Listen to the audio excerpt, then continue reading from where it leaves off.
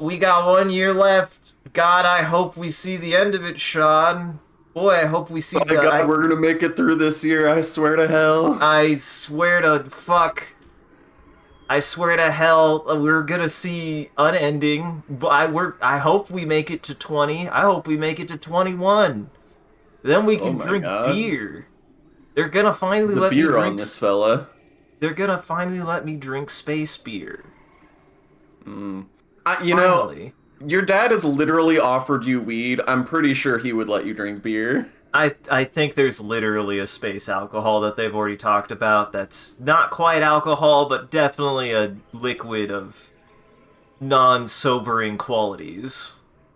Yeah, I mean, we were at a rager already in the game, so there was definitely alcohol there. Yeah, they did spike the punch. There was talk of spiking the punch. Boy, this happens with me every time. I'm pretty sure. I remember. Oh, I'm glad we still got it. Boy, Yeah, Sean, I'm glad we still got it. it's as relevant as ever. It truly is. The question is do we explain ourselves? I don't think so yet, Sean. I don't think so yet. I don't think so. I don't think so. I don't think. No thoughts, head empty.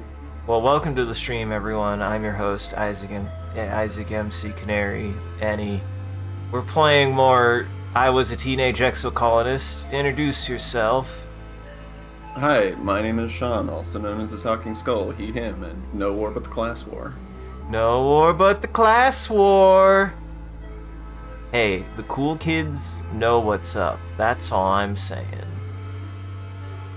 And the cool You and had all somebody the who wanted to talk to you. Also, there's a thing up there at the top, a collectible. Wait, oh my god. Oh my god.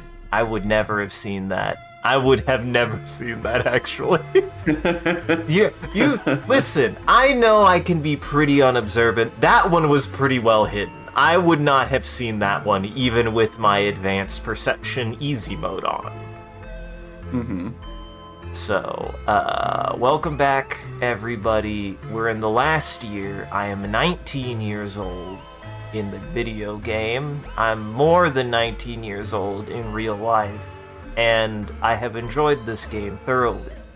And I'm excited to see We what are reaching the age in real life where we sort of no longer pay attention to the individual years.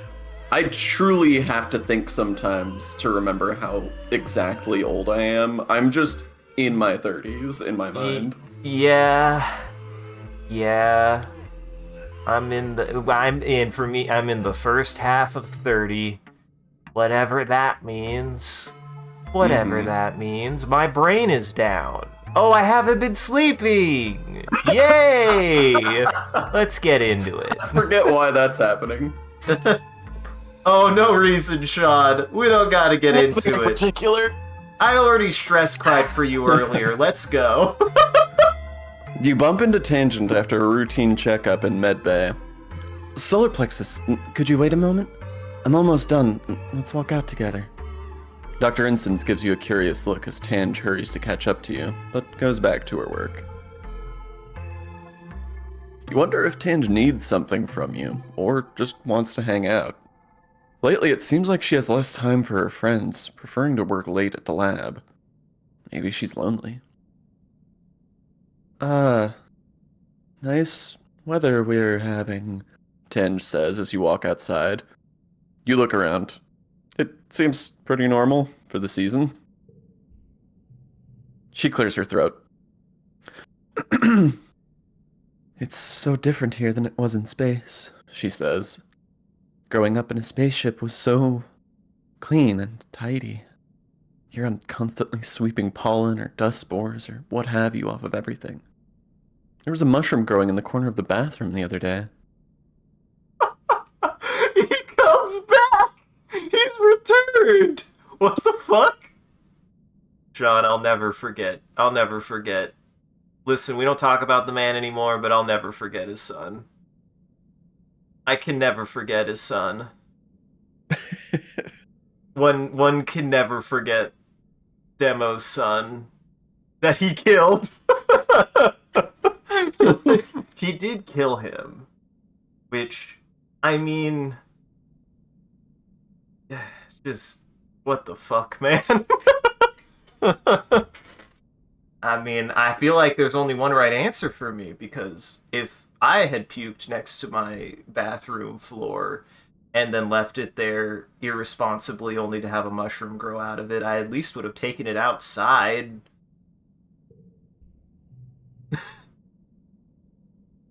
Thanks for lurking, Silos. Thanks for Lork Silos. Welcome. Yuck, Tinge says, wrinkling her nose. You can have it. I guess I have Demo's son now. You walk for a few more minutes. Tinge clearly has something on her mind, so you let her sit with it until she finally steels herself. I'm not very good at this sort of thing, she says slowly.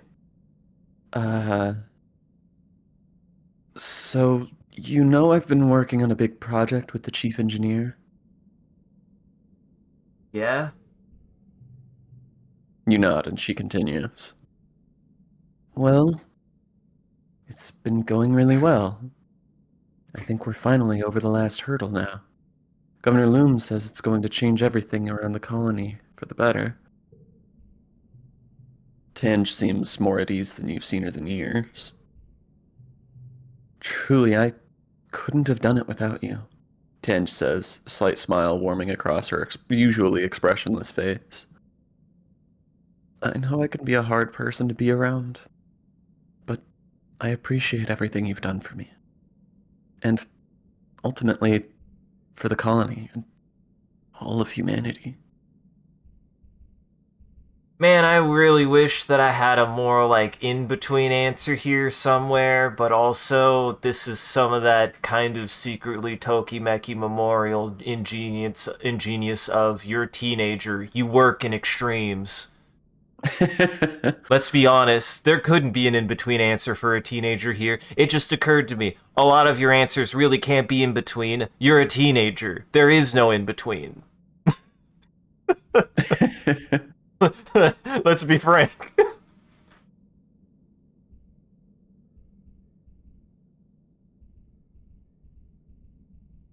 Uh, uh, 19-year-old me. I don't know if I trust 19-year-old me, though. I wouldn't trust 19-year-old me with a lot of things. I agree. Wait, me or yourself, too? You. I mean, me a little bit. We all went through some shit, all right? If you can trust 19-year-old you, I don't know if I could trust any age of you past 19. Yeah, Let's be honest. There's a thing Tim Rogers said once of that he's reached an age where if you wouldn't take the chance to go back to your teenage years and start over and do it all over again, then he doesn't trust you as a person. Yeah. And I think that I've reached that point also. Like, yeah. If you have reached the age that we're at and you don't have anything that you feel like you could do better or like improve from how you did it in the last decade and a half, then I just don't think that you do enough self-reflection. You don't think about things enough, exactly. Frankly, Sean, it's unfortunate. They clearly just don't hate themselves enough, which is surprising, because I think everyone should at least a little bit. It keeps you balanced. It's okay to like yourself. You just gotta remember they're the parts of you that you don't like. You work on those parts. Well, it's just so much conflicting. It's so much conflicting data. It's so much conflicting data for me. Frick. If anything, I'm just like, I kind of like how earnest and forward she is. That's the thing. She's not beating around the bush. She's not fucking around. Mm-hmm. fuck it. We're in for the experience. We're in for the ride. Oh. I'm not making any consistent decisions because I'm LARPing as a 19-year-old. You and Tangent find yourselves alone on the path from engineering to the quarters wing. You edge closer to Tangent as you walk. She doesn't seem to notice and moves away, maintaining the distance between you. Hot damn. Hot damn. Yeah. Interesting. Interesting. I love that because you've initiated this, the only option to quit is awkwardly. Yeah, I mean, if you're gonna wuss out, So true. it's true. You're gonna be a coward. You're gonna be a coward about it. Just they got me now. Fuck it. I'm gonna be the awkward one because I would say this in real life. Henge, I have feelings for you. Boy, that got nowhere. Mm-hmm. Tange replies, not pausing. After a few seconds, she snorts and turns her head to look at you. Wait, are you confessing to me? Her lip curls. Why? Tange shrugs and slips her hands into her lab coat pockets. I don't feel feelings, solar plexus, not like that. You don't understand. After a beat, she adds as an afterthought. Sorry. See, now I've caught myself between the twins. This is why this sucks. I've been trapped between the twins. I've done this to myself, but I've trapped myself between the twins. Well, are you gonna pursue your super hot arrow ace girlfriend, or are you gonna pursue your moody demisexual boyfriend? As like super hot, moody, demisexual boyfriend. Asshole.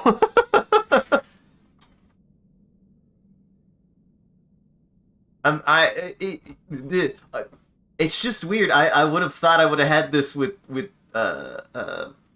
this first. That's why I'm like, I've caught myself off guard. I've put myself in a tough position. You know this is smitten with Sim, so you've gotta intercept that. Yeah. You've got to shake this like a what the fuck, brain? The fuck, brain? What'd your brain do? I almost said you've got to shake this like a baby.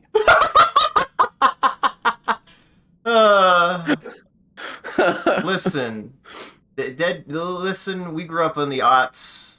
I did remember laughing at a good dead baby joke or two, but when they hit, that's the thing. When a joke can just hit just right, it's still good. Don't worry.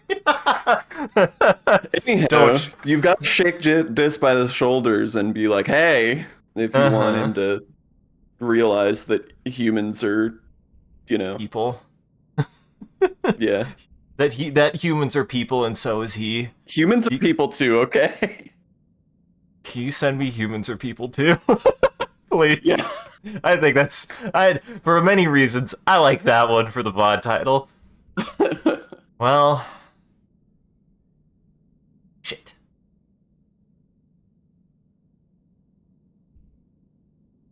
I would say, I would actually say with her saying that, I think I would probably awkwardly give up because I don't think this would get anywhere, and I do think that like it is nudging me this way. It did give me the same option twice. I'm so the game designer brain in me wants to say that this just feeds you back into the previous menu, and so it's not going to do anything different. But I'm so scared to test it. I'm not.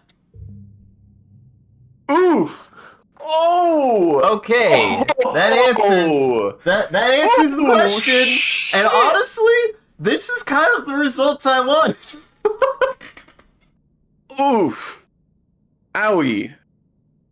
Holy shit, that just ends the conversation. You know what? Maybe this illuminates my life experience to everyone, but to a certain extent, here, let's think of it this way.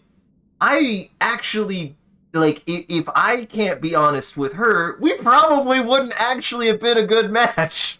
Because this would matter to me. Oh, fuck. Ugh. Yep, strip the Band-Aid off, I agree. This is me reacting to ripping the Band-Aid off in the moment, but it's all for the better. Uh-huh. Oh, God. This again? She asks angrily. Solar Plexus, I already made myself clear. I'm not interested in your mushy sentimentality. Good. That means I made myself clear. I am interested in my mushy sentimentality. And I think that's a fair and valid interaction to have with somebody, and a way to create a boundary. That's actually a surprisingly mature outcome for that, I would say. Or maybe I'm the mature one now, because I think as a 19-year-old I would have cried a lot more. Probably. Yeah. I would have cried a lot more. Nomi watches a squadron of soldiers jog by and makes a face at you. Couldn't be me, they exclaim. I'm just gonna keep on making art and hoping it makes someone smile. That's what I'm good at. I need to give Nomi a hug right now. Yeah. If only you had the option to give everyone hugs and not just Rex. Uh-huh. If ever there was like a DLC like expansion update for this game, that would be my request. Is allow yourself. Not everyone has to accept the hug, but I wish there was an option to offer hugs to everybody. I would want a DLC or a mod in which you can ask anyone for a hug, and I would explicitly want it set up in such a way that also they somehow could periodically ask you for a hug, and I would never give Vase a hug. Even if he was crying. Well, I think especially if he was crying, he would reject. That's when he would reject hugs the most, is if he was crying. He's that kind of guy.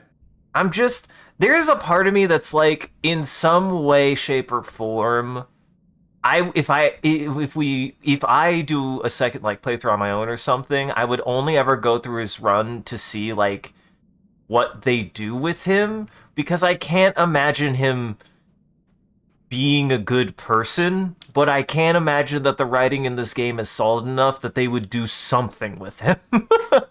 And not just punish you for trying to be Vase's friend.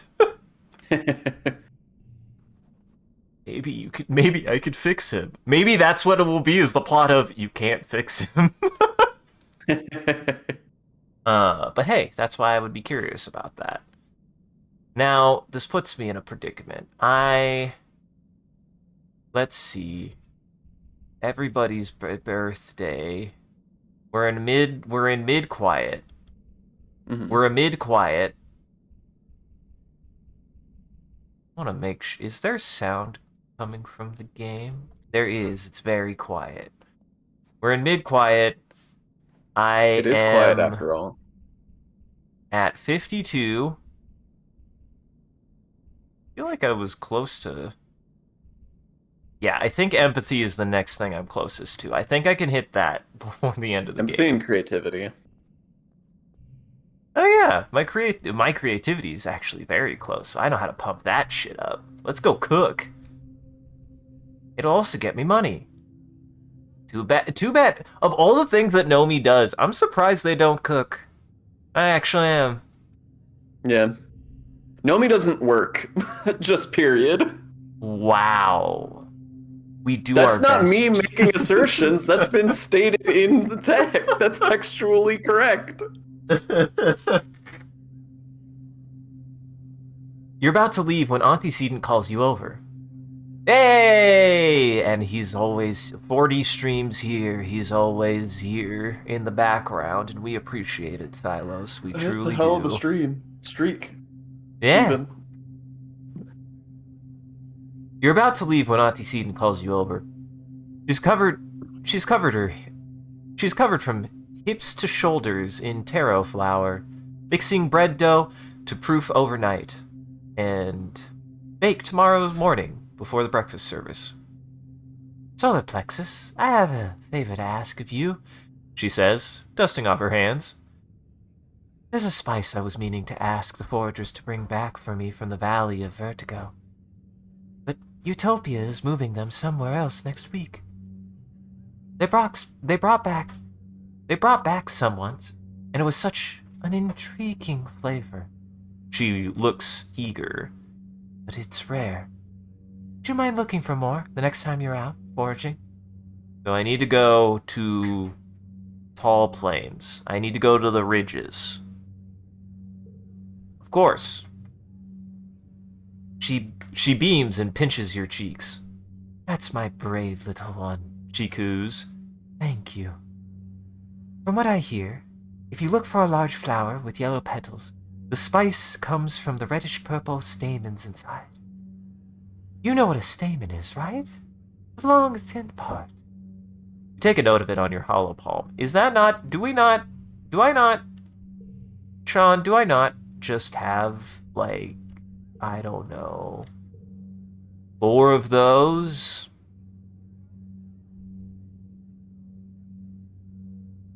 Give to Auntie. How do I give to Auntie? I'll never know. I think she's specifically asking for you to like pluck the thing out of it, but I don't know. Also, damn it. Also, well, I say damn it. It's not the worst. It's not the worst. It's actually fine. It's fine. It's fine. There we go. Turns out biggest number didn't matter. I will say though, that means canonically that whatever we made is very... Oh yeah. It's very filled with meat.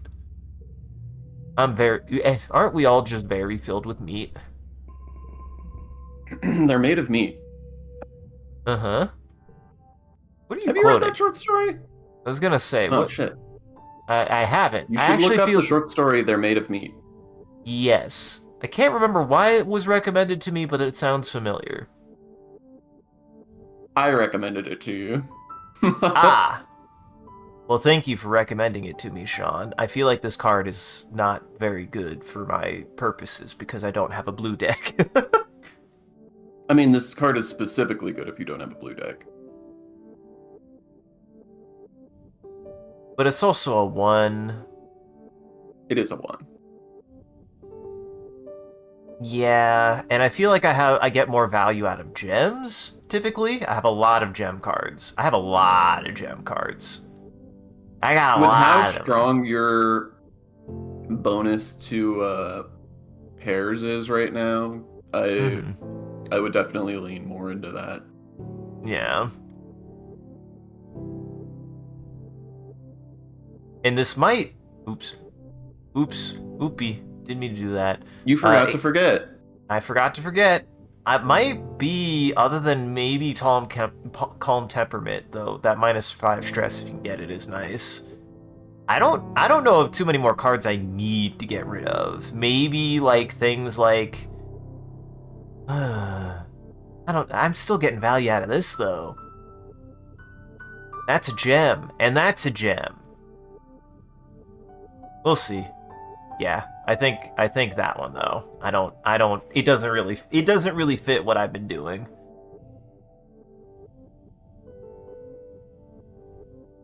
Well, I don't know. I'll probably get a few more cards, but I can't imagine much more I can get for the deck. That or maybe Tange's Temperament, but even then I've found some niche cases where it's helpful. It certainly did work. I mean, with you having the ring on that gives you +2 in the last slot, it's not uncommon to be able to buff Tanger's Temperament enough to make it good. To at least make it useful. Because it's really good if you can proc it, and it's just a question of if you can proc it. Exactly. Alright. Alright. We gotta do... Yes, everything is respawned everywhere. I mean, I guess she mentioned the ridge. I'm gonna do it for posterity. She said the Valley of Vertigo, didn't she? Wait, is that not the ridge? Which one is... It's the literal valley. You're right, Sean. You're absolutely correct. You're right. Sean, you're correct. What would I do? What would you do if you didn't have to deal with me? Truly, what would you do? Thank you for the eternal source of conflict in my everyday life that I need. You're welcome. Hell, wait. This does feel like something. I feel like I've been tricked by this before, that it's been something we've done before, but it still feels like something. But Sim also has something. And this is also here, so we'll do Sim first. Sim nods as you approach. Just the human I wanted to see, he says with a solemn smile. The Overseer would like to speak to you again. Ooh, my favorite! Sim leads you to the same cave as before. Nothing has changed, and you get the impression that nothing much does change here. You place your hands on the handles of the array and wait. Oh, this is you. We have thought over our conversation. You feel the Overseer in your mind. We consider that Symbiosis may be corrupt and in need of reabsorption, but his affection for your species is genuine. So, we have an offer to make you. Humans wield godlike powers, but lack the capacity to understand the consequences of their actions, the Overseer explains. You have no connection to the land you claim, beyond the short, brutal window of your own consciousness. Our offer is this. We will not eradicate your colony. Instead, you will be tended to, just as the gardeners tend to the rest of the planet. You will be given fresh water, clean air, and good soil, and be protected from outside harm. In exchange, humans will stay within their colony and limit their population growth so as to maintain the balance within the habitat. You will not leave this territory to procure more resources. You will cease all hunting, logging, and expansion outside of your valley.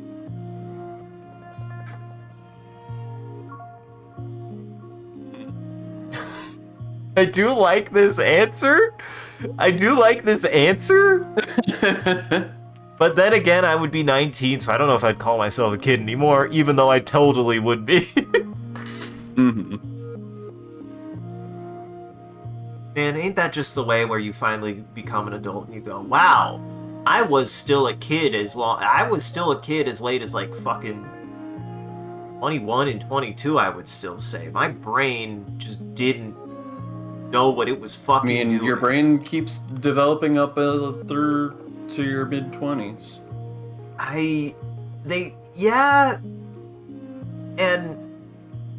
You're not. I don't think you're an adult after 18. I think you need more time to cook. You're an old child. You ain't an adult. I think it is still like, I do think young adulthood is probably still the right way to call it, but I was not an adult. You are not an adult. You need a little bit more time to cook to figure shit out, I think, in my opinion. I certainly did.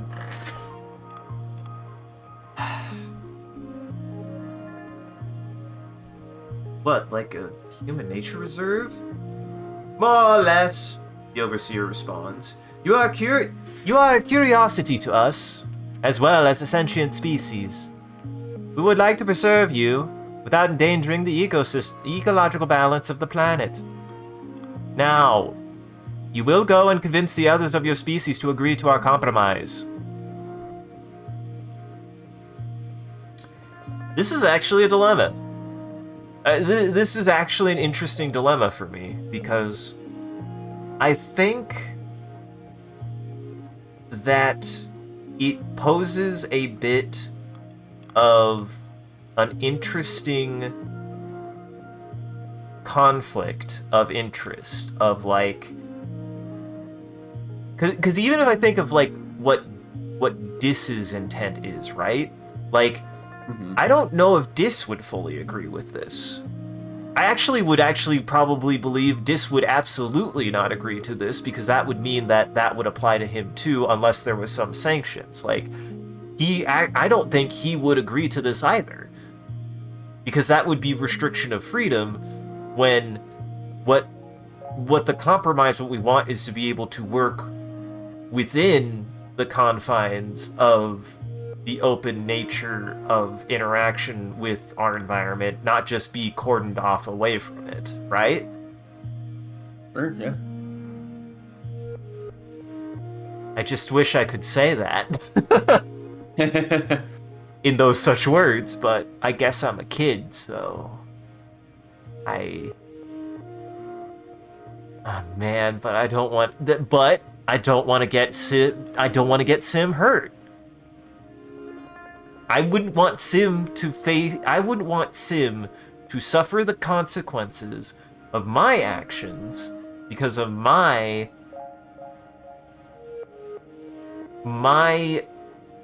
moral dilemma of wanting to preserve the independence of individual life alongside the clear and present danger that is being caused by our presence.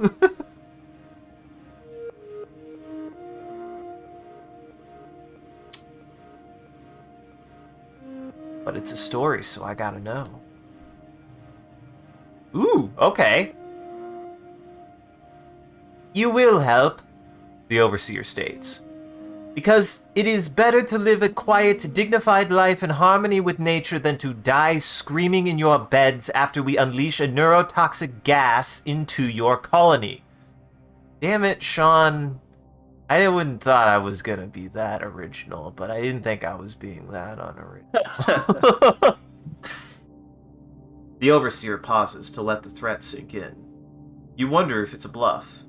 Or they're only alive because the gardeners tried more organic pest control methods first. An envoy will visit the glow season to discuss it formally. It continues. To be clear, an armed envoy. We trust you will change your mind by then. Sim looks worried as you remove your hands from the array. I fought hard for them to consider options other than eradication, he says, wringing his hands. I beg you to reconsider. Your people will not have a better chance at survival. As Sim leads you back to the surface, you quietly wonder at him. This man, or rather this ancient artificial intelligence resembling a man, has pushed his directives to the limit to help humanity. His interest started with mere curiosity, but over time he's come to love humans and value your survival. Has he made a mistake? Damn, that card's good. Damn, that's a really good card. Yeah, it's real good. It's real good. Actually, if I understand correctly, I mean, like, I'm sure I'm late to the party on this mechanic. It's not that I got a new card, it's that I upgraded a card. Yeah. Yes. Boy, that's a situation to have to figure out. I have to be ambassador? Shit. Oh, fuck. Uh-oh. Sean, that means I have to gain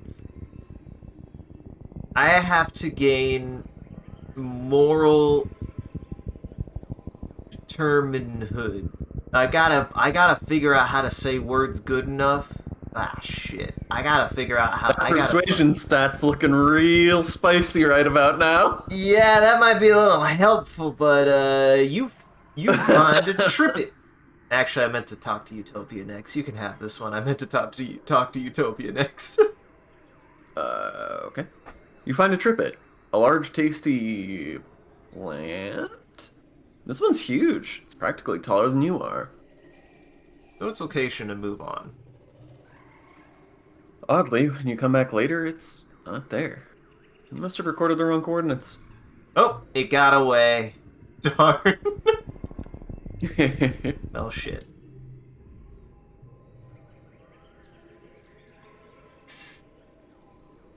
Yeah. The paths are narrow and in constant need of repair.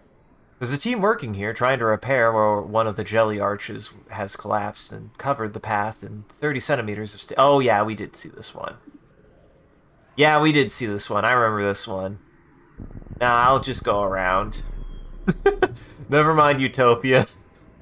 Nah, I don't care that much. I do like the thought of her being like, "Hey, can you help us out?" And we're really stuck here. I'm sure it'll help you too get ahead. And I'm like, nah, and I just walk around. No, you just walk through, and they're all like, "What the fuck?" Uh-huh. Didn't even stop them. What the hell? What the fuck? Hell? Got to collect all of my shit. Hello. Oh, hey, look. Cucumber and a flower. Man, being able to run around and collect everything is quite nice. Oh, there's one here. There are a lot of big events. And not one here. Interesting. All right, which one do I want to try for first? This one or the Manticore? Maybe the Manticore. Maybe I can help it. The Valley of Vertigo spans a huge and relatively safe area, so it's rare to see other foragers out here. It's surprising, then, to come across Utopia and two other foragers crouching in the underbrush. Psst! Monopexis! Utopia hisses, begging you over. Get over here! You slink over to the other foragers. Through a gap in the underbrush, you spot a terrific sight. Man, the word terrific is weird. I feel like I've been using it wrong my entire life when you can use it in this context. Because, like, for me, terrific is like, it's amazing, right? Like, that's my understanding of the word terrific.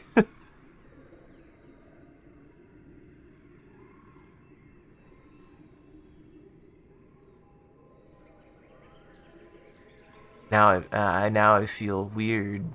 Did I say something weird? God bless. I'm gonna keep reading. A fully grown manticore has fallen into a nest of at least 20 bladders, and they're engaged in what look like a battle to the death. I've got 10 kudos on the bladders, she says. I fell into a nest once. Was laid up in the med bay for a week. Poor manticore. One of the poor manticore, one of the other foragers says. What a way to go. The last forager snorts. Who cares? After what they did to Hal, every manticore can rot for all I care. The manticore roars in pain as it's torn apart by the whip-fast, hungry snap bladders. You're too poor to bet. I am actually too poor to bet, so I have to help. I like that you have no other choice but to be like, what the fuck, guys?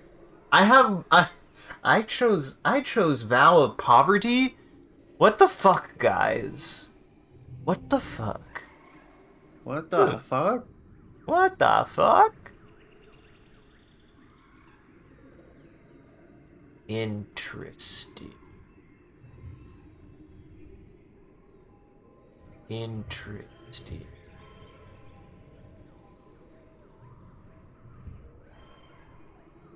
Fascinating.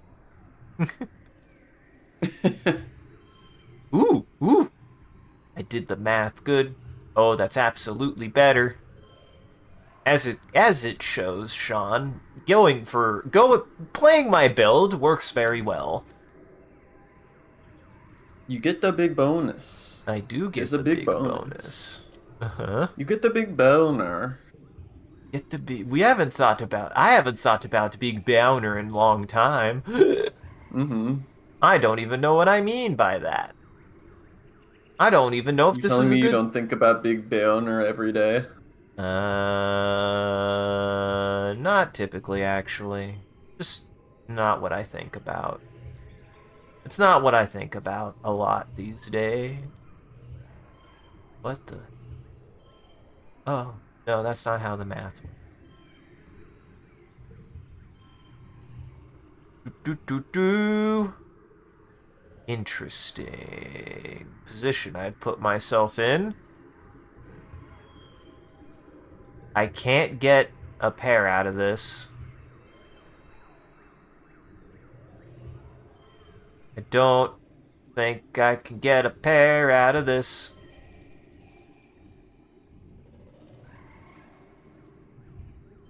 Plus 2 to other gem cards. Oh, that's good, though. Oh, this is good, though. Except that's never gonna work. That's good, though. That's good, though, but okay, now that's... Now I'm using my noodle, Sean. That's using Ta-da! all of it. And I don't honestly... Yeah, I don't think there's a better play than that. Yeah, it's about as good as that's about as good as you're gonna bet. And I mean, that was really good. Oh, this is also well, huh. Well, huh. Fascinating. I did it. I did it. Look at you doing it. I can do better. I can do better. I can do better. Yeah, no. I could do better. I can do better. Wait, I might actually. Wait, hold on. Wait, hold on. No, that's not Wait a gonna work. goddamn second. No, that ain't gonna work. Why not? Gotta make it 10. Yeah. Oh, Could it make the other one 4? you're right. Huh, weird how that works, Sean. You're right. Now I make these a pair. Now I spend 2 egg for no reason. Well, not no reason, but it's fine. It's fine. Utopia tries to stop you as you burst through the underbrush, dedicating yourself to being the best distraction your weak, fragile human body can be. What the hell? Am I that weak and fragile? My toughness is like over 70. Compared to a manticore? Oh, that's fair. I'm pretty weak and fragile compared to that thing. Enough of the slap bladders turn their focus on you that the manticore is You call easily them able to... slap bladders? I swear I said snap bladders. I tried to pronounce. I tried to enunciate. Enough of the snap bladders turn their focus on you that the manticore is easily able to pick the others off. Crunch, munch, snap. Off go enough heads in the manticore's powerful jaws that the survivors cut their losses, disappearing back into their burrow. Is that helpful, Sean? Did I pronounce Somehow you and... mispronounced more things. No, did I? I tried so hard. I used all of my Almost lips. positive you said survivors. I used all of my lips. Come on. Now you found yourself face to face with the Manticore, Vertumna's perfect murder machine. It looks at you quizzically. You look back. You feel a weird connection to this creature. Suddenly, The manticore lunges at you, lashing its great mane. Wisely, you scream in terror and get the hell away. Luckily, the manticore is too wounded to bother chasing you. You and the other foragers make it away without injury. Da da da da da da da. You escaped the Manicore. I did. That was and not a threat to you until you made it one. Well, and also it can live to probably get caught in another bush 10 feet away from me. That's how nature works. Circle of life. I don't know why when you said that, that just immediately made me think of the edit where Rafiki just holds Simba up and then holds him over his head and tosses him into the group of animals. Uh-huh. The circle of life. You're trekking through the Valley of Vertigo when you come across a large yellow flower. Each petal is at least the size of a dinner plate, all delicately curled around a central pit. When you look inside the flower, you see that the petals cradle a shallow well of pale red liquid. It smells horrible, like rotting vegetables. You're about to leave it alone when you notice that the stamens of the flower are a deep purple red. Wait, isn't this what Auntie Seaton asked you to find? Perfect. I'm glad we came here. Thank you for making sure that I can read, Sean. Uh-huh. Anytime. You hold your nose with one hand and grab hold of a fistful of stamens with the other. With a wrenching tug, you've separated the stamens from the flower. Oh, it smells even worse now. Your eyes are watering. You retreat from the vile flower before it can deal any more damage to your senses. Mental damage. Alright. Yeah, I think that's Let's get this everything. stinky-ass shit back home. Time to make some delicious flower stem fruit. Soup. I meant soup. I was about to ask how you were planning on crafting fruit, because I won't say you can't. I'm just interested to know how you can. Listen, the biology is there, but it isn't how it works, you're right. If I wanted to do that, I shouldn't have plucked them straight out of the flower. I know how that works, and it's not like that. Alright, new round of bullshit. I've got a bunch of stuff. Oh yeah, that's where I got that medicinal herb. That's fine. That's fine.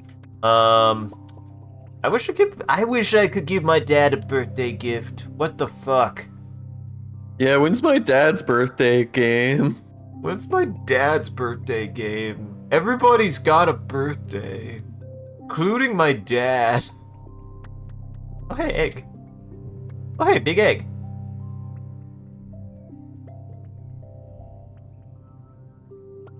Doesn't matter what I do, Dis says, staring back at the destruction still littering the colony from the last attack. Every year it's the same thing. Sometimes I wish I really did blow up the wall. Then at least we wouldn't be in this stalemate. Aha! Thank you for letting me know, computer, when my goddamn microphone falls out. Yay! My god, when did I get so much rock? Oh wait, when I went out. Yeah. There you go. I will get more soon. I don't know if I need to do that, but I'm doing it anyways. Mars surveys the colony wall. I do hope it will be enough, she says quietly. I just can't help but feel like we're capable of more. Have a rock. Have a rock.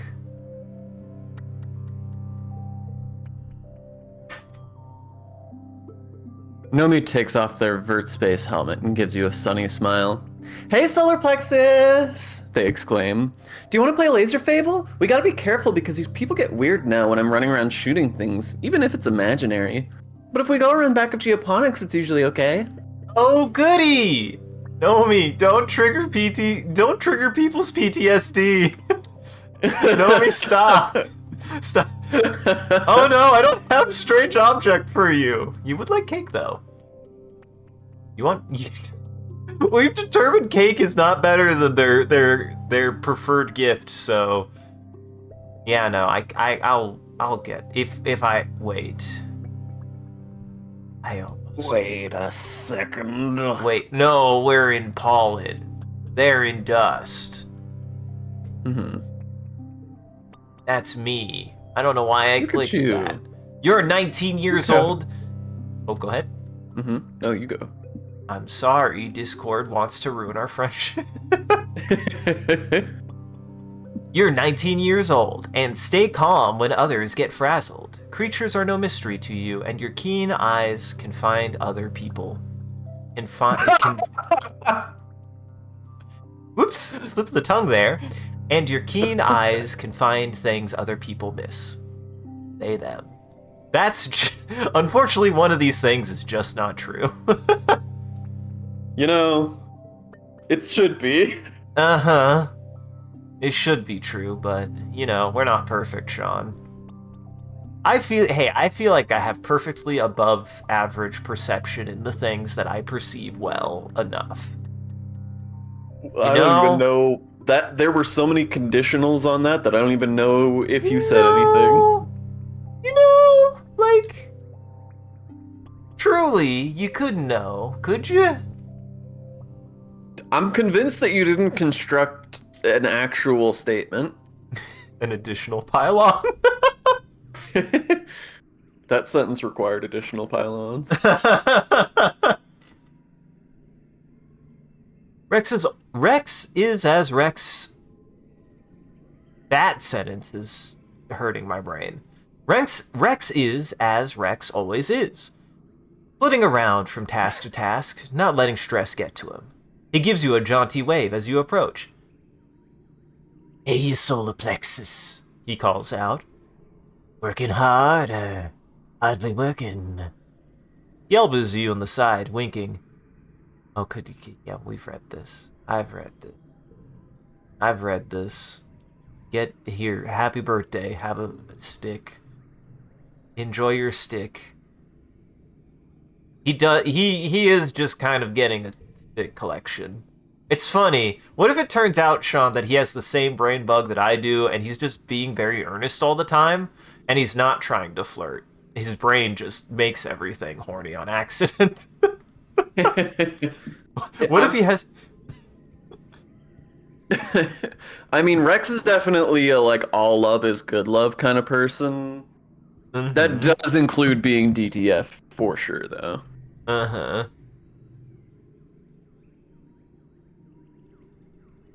Tange is asleep at her desk, her head pillowed on her arms. Truly, not everyone is immune from the power. Not everyone is... I think what they mean to say here, truly no one is immune from the power of a catnap. Not everyone is immune. Someone out there is. Uh-huh. Just not her. Just not her. Well, I mean, the whole thing is that she should not sleep. Right. That's why it's weird that she's napping and why it is noteworthy that not even she is immune. Uh-huh. Anyway, one of the lab assistants sees you and taps Tange on the shoulder. She jolts awake. I wasn't sleepy, she insists. It's crucial to rest the eyes to maintain adequate moisture levels. Somebody who doesn't need to sleep. We do catch her sleeping a lot. It's because she doesn't sleep at night, so she just sleeps whenever her body fails. I was gonna say, like, so what you're telling me is we just see she doesn't sleep at all. Yeah. So the only time we see her is when she has no choice but to sleep. When her body says, hey, you do still need some sleep, and we're doing that now because fuck you. Hal is sitting on the garden fence, his feet laced through the slats as he balances a container of cut-up potato on his lap. Hey, solar plexus, he calls out. Time for a break? Come on over here. Help me finish this. He skewers a piece of potato on his fork and drives it towards your mouth. Beep beep! Open up for a timely reminder that we've made ourselves a part of this planet's ecosystem and have to deal with the consequences. Thanks, Cal. I don't like this game. Thanks, Cal. I don't like this game. He does that, and I just shove a cucumber in his mouth. Shut up and eat a cucumber. You want to know who else gets a cucumber? Oh. Vase looks exasperated by your Oh, we've done this one. Oh, have we? Oh, yeah. Hey, guess who gets a fucking cucumber? Fuck you, asshole.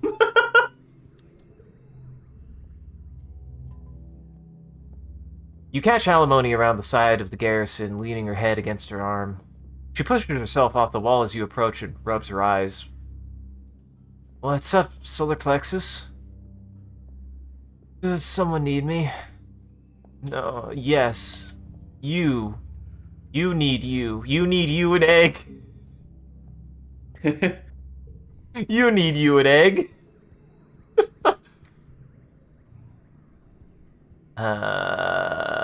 Yep. Wait, okay, thinking, yes. This is fine.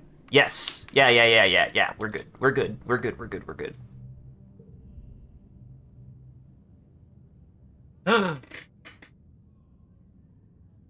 Spice must flow. I still need to read that book too, Sean. You should read Dune. Yeah, I get the impression I would really like Dune. I would really enjoy it. It's a good time. What's that smell? What's that ad? What are those ads? What are those? What are those? We don't even talk about what are those anymore, but that's because nobody can make fun of anybody's shoes anymore because there's not. I wished I could make fun of people's shoes. I want to make fun of things again, Sean. When do things get funny again? I don't know, I make fun of you all the time. Good. I wish you wouldn't make fun of my blown out sneakers, though. I got new shoes, like, a year ago. Man, me too.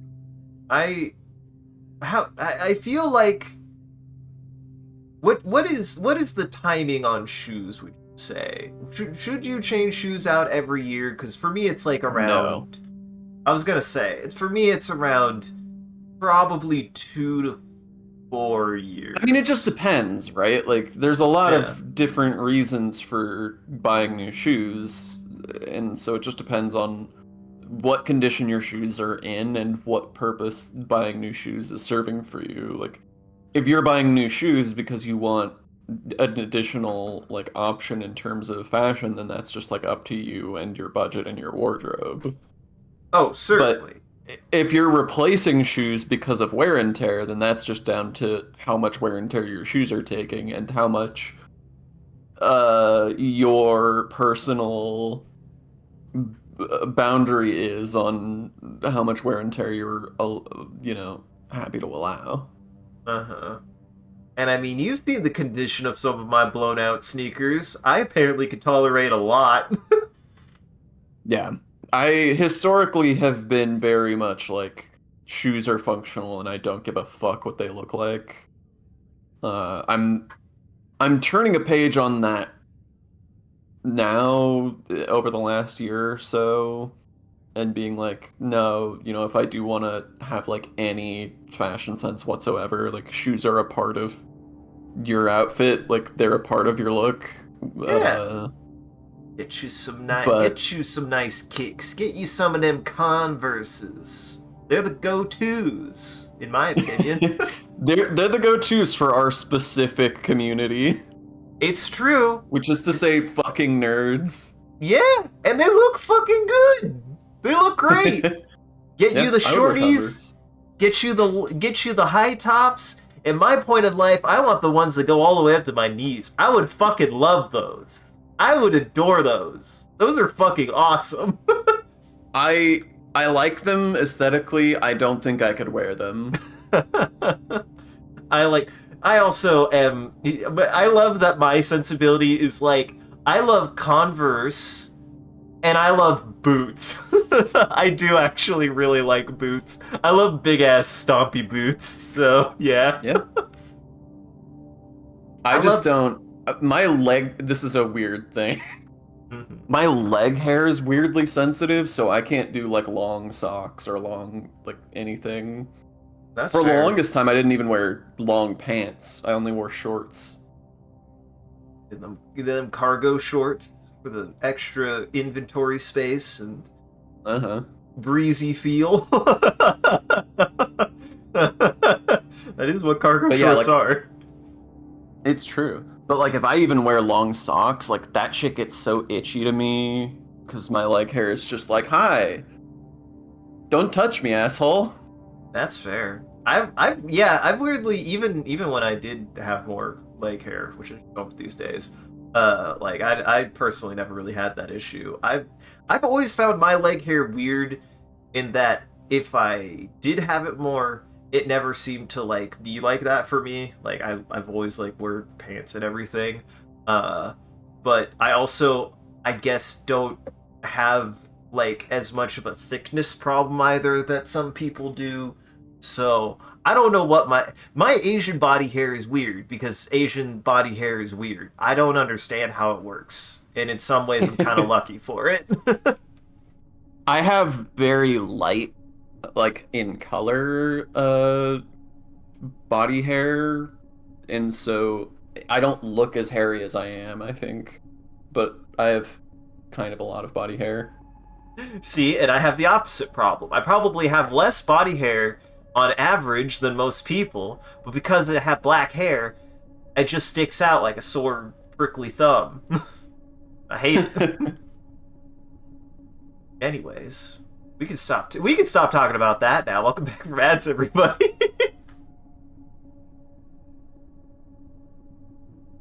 What's that I smell? Auntie Seaton asks, poking at your bag. Did you find that spice flower in the Valley of Vertigo? Yes. Hey, and she paid me. You present the plant parts from the Valley of Vertigo to Auntie Seaton. Oh, wonderful, she exclaims, clapping her hands. She takes the bundle of stamens from you and breathes in deeply.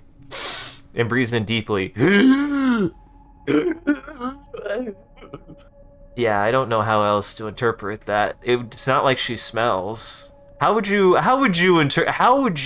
as a human being have done that? I mean, she did.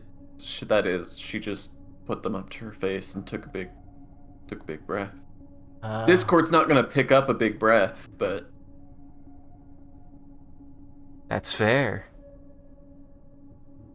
Their smell has mellowed out in the time that they've been in your backpack.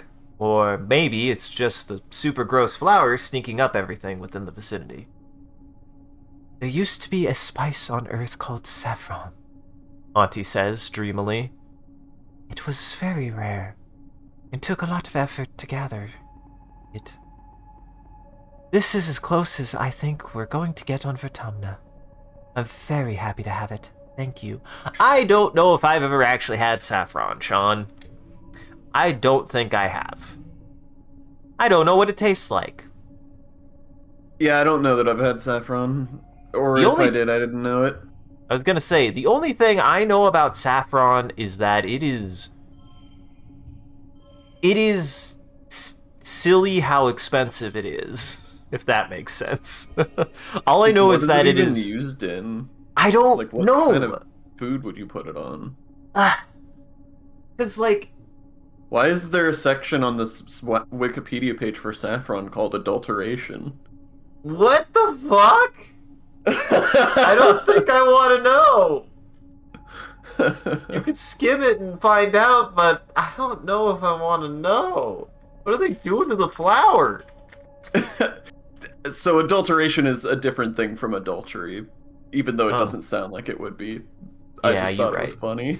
I mean, it is funny.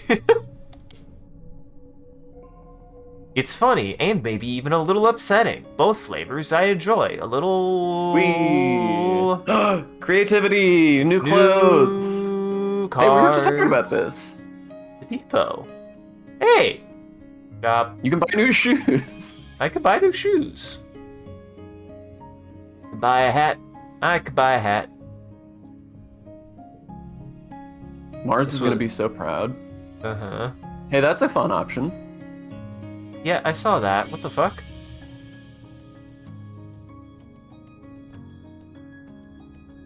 We'll come back to that. Anyway, shoes! Well, I mean, look, we could get a jaunty hat. Could get a jaunty hat. We could get a cool jacket. Fucking dope jacket. We could get a dope jacket. We could get a Pringle. It looks to me like a whistle. Yeah, it looks like a whistle to me too. Which is why I called it. Listen, I think it's supposed to be like an earring or something. Mm-hmm. I called it a Pringle. I meant bugle. Oh, that makes so much more sense. I got the wrong chip. You want to know? You want to know something that breaks my heart, Sean? I loved bugles when I was a kid, like so much. I would bug my parents to get them, and they would never get them. Yeah. I remembered having bugles as an adult and being like, why did I like these so much? I mean, and that's always the question too, is like, have my tastes changed, or have they changed how they make these? Because either one are equally likely.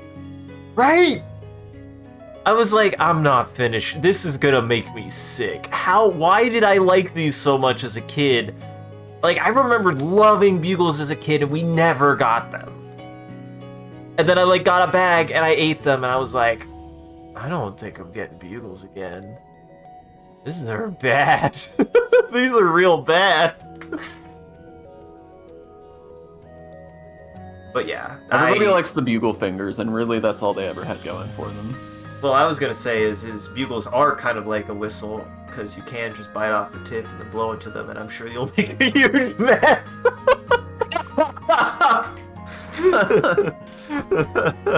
Truly. Oh wow. Okay, so the bugle is actually really good though. The bugle is good. But that bag, that backpack, that's really good. And they know it. You gotta get that bag to get that bag, though. Yeah, you gotta look. That is a lot of money, and I already spent it on my gun.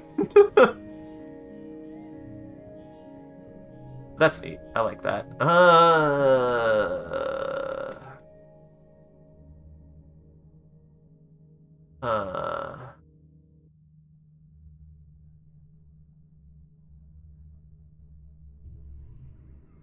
I was. Well, hold on. Wait. Hmm. The one place that I do want to make sure to hit is going to be the Ridge for the end of this season. So that should be fine. I really wish I could bring that to literally anybody else. I wish I could go to literally... I would like to tell my dad. Nope. I would like to tell my dad. Nope. I would like to tell... I would love to tell literally anybody else that, Sean. I would literally love... for engineering classes. I would love so much to tell that to almost anyone else, Sean. Mm-hmm. Here we go.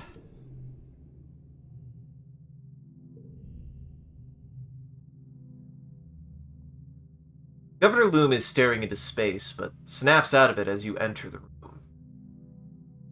What is it, colonist?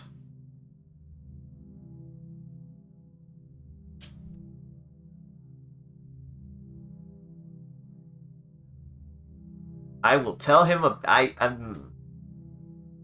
Tell him about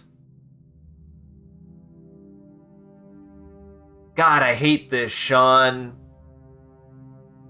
Damn it, Sean. I want to tell literally anyone else.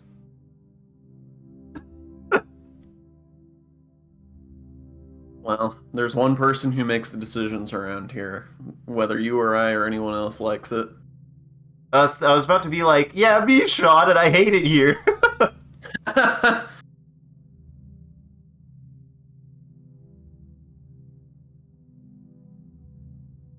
Tell him about the overseer's offer. Bloom rolls his eyes. Solar plexus, buddy. There is no sentient life on Vertumna. We're it. Whatever you've seen out there, it's not like us. We're the rightful rulers of this planet, he continues. I'm not going to let some old garbage computer program stand between us and our destiny. He clenches his fist. We will find a way to destroy them. They're more dangerous than you think. Never doubt humanity's strength, Solar Plexus. He grins coldly. It's a good thing I'm the governor of this colony, not some coward like one of you Stratos. He dismisses you, but he might have a point. Deposing him as governor would solve a lot of problems. No, Mars would be on board. Mars would be on board. I could get into a debate. Yeah, Mars would be on board, but she apparently... I have nothing to tell her. Mars is talking to a sharply dressed soldier. You watch her lean in and brush a bit of lint off her uniform, looking up at her with a flirtatious smirk. You cough, and Mars sees you. She straightens up and gives you a businesslike smile. Hello, Solar Plexus, she says. Verbena and I were talking about how the soldiers' quarters are starting to leak. Just terrible. Waking up wet, she says, and Verbena laughs awkwardly. Was there something you needed? Mars asks, and apparently no, there is nothing. I don't need anything. I'm sorry to have bothered you. I'm going. I'm leaving now. I thought I had something to trouble you with, and I didn't, so never mind. Frankly, you don't have to be concerned with me. And I'm glad that you don't. Okay, 0 collectibles. Alright, here we go, Sean. Maybe I can find the secret to everything in a hole in the ground. Maybe. Maybe we can solve the problems by looking in a big... by going into the ziggurat. Sean, in my experience, a lot of the problems we have are created by digging big holes. But how many problems have been caused by creating a ziggurat? Truly. Name one. I'm gonna choose not to answer that question. Wait, did I broach a troubling topic? I just don't want to, ziggurats are all fun and cute and we enjoy them aesthetically. We don't got to talk about what goes into construction of a ziggurat historically. Yeah, or any large structure of that kind of shape. That's fair, Sean. That's fair.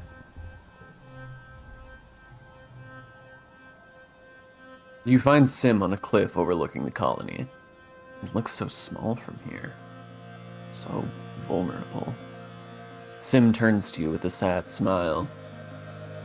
Please tell me you've convinced the humans to accept the Overseer's offer, he says. No. How do you feel about Strange Device? Sim examines the device for you a moment, then hands it back to you. I think you would better hold on to this solar plexus, he says. You may need it later. You're right. I know somebody who would like it more than you. Did I actually lose that item? No. Yeah. Sure He's enough. never taken them from you. Oh. He didn't even take the cake? Sim, you're supposed to No, eat those. That's the whole thing, is he always gives it back to you. Oh, that's why I still have a cake. Why do I just keep trying In all of the times you've given Sim stuff, did you never understand that it was telling you he was giving it back? No, I guess not. I just assumed that I really was earnest and made sure that he did. No, yeah, anytime you give Sim anything, he's always like, oh my god, thank you so much, you're such a thoughtful gift giver, and then gives it back to you.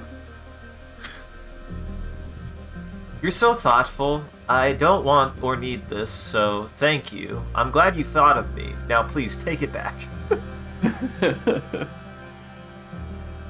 Why do you even think I care about objects?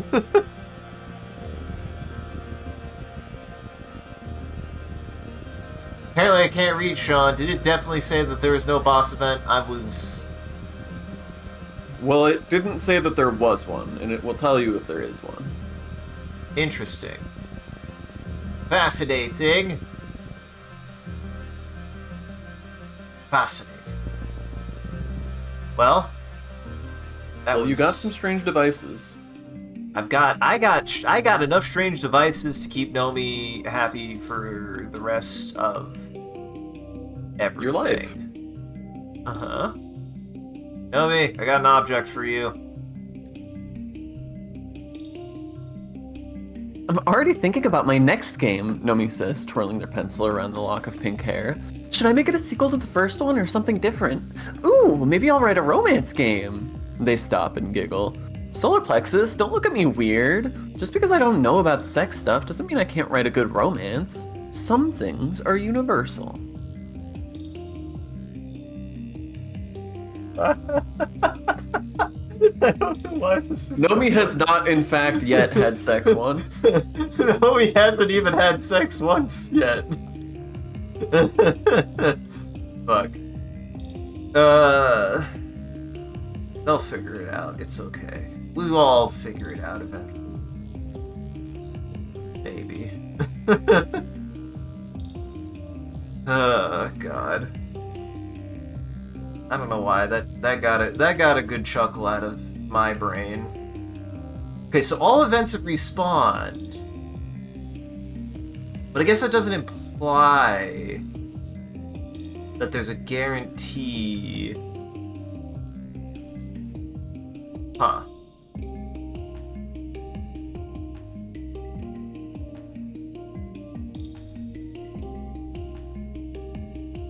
I'm thinking.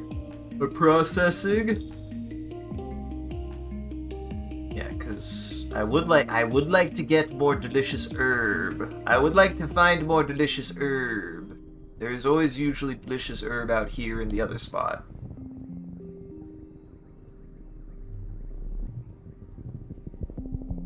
I do like that, and I'm sure that the rest of the game kind of leans into this too. Though I also realized that what areas you go to also really influence enough supplementarily What the hell? Supplementally. Trying to find the right word. Trying to learn my word, Sean.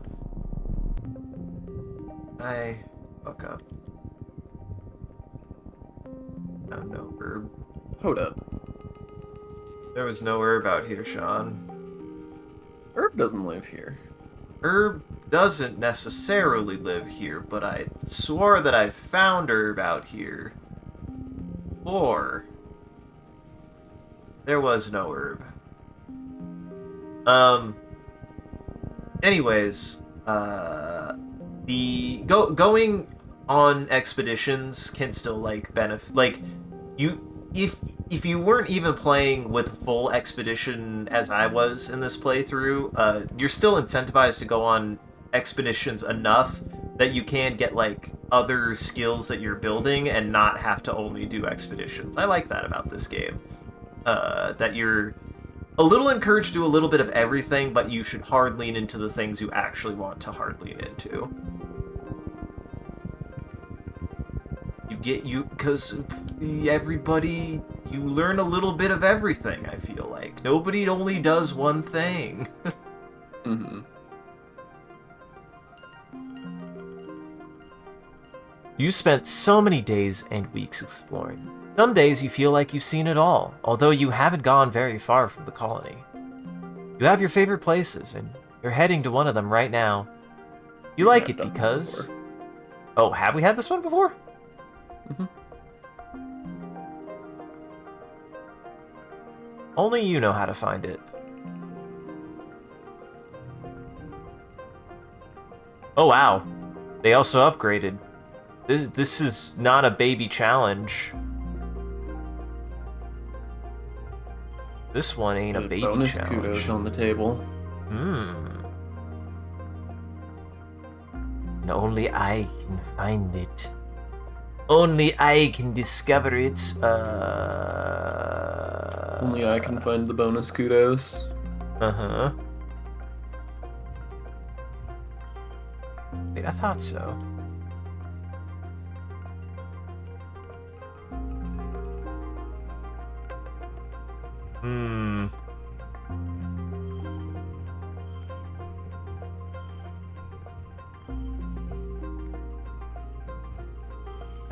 That does make a pair. This is very silly. This might be the best play here. That's very dumb.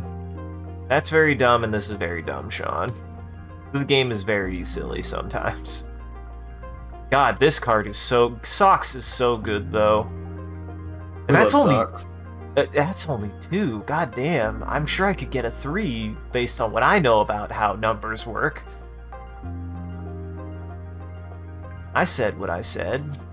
I mean what I say.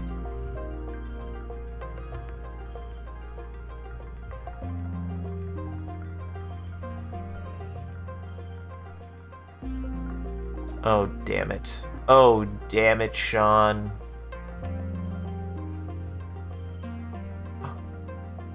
I am so good. Stress Cry came in clutch. Look, Stress Cry is still good. Stress Cry is still great. I still get value out of Stress Cry.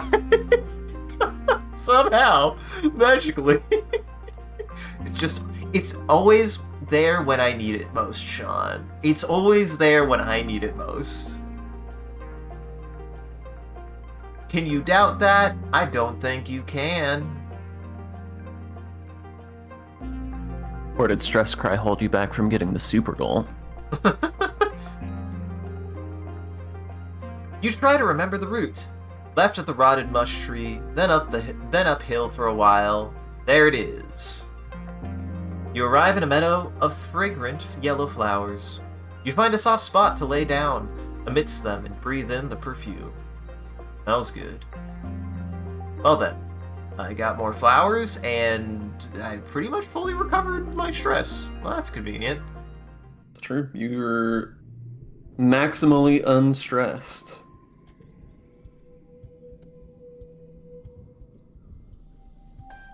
We're honestly kind of trucking through it, I feel like. Mm-hmm. They're really wanting me to sit on that final decision, huh? That's rough. That's rough. I don't like that. Alimony shoots you a small smile as you approach. There's still a lot to do before sundown. But if you need me, I'm here. Have egg for your birthday. Happy birthday. Eat your vegetables.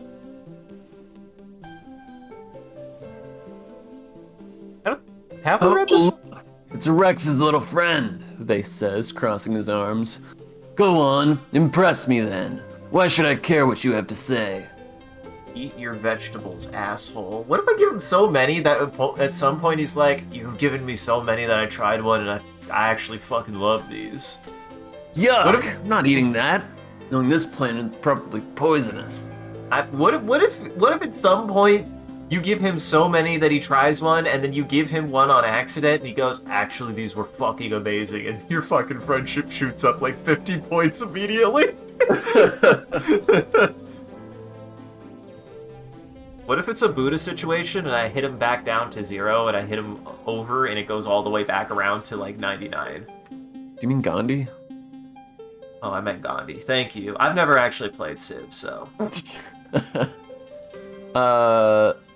You spot Tange on the roof of the laboratory and climb up the access ladder to join her. She barely looks at you as you approach. It'll all be over soon, she murmurs, staring out into the wilderness. There's no stopping it now. I just want everyone to know that we didn't have a choice. Have a flower for your troubles. Have a flower for your... I'm still flabbergasted that you managed to end that other conversation. You're welcome. That's what I'm here for. I'm very good at exactly what happened, Sean. Oh, fuck. Oh, wait, have I had this available for a while? You've had access to this for a while, you just chose not to do it.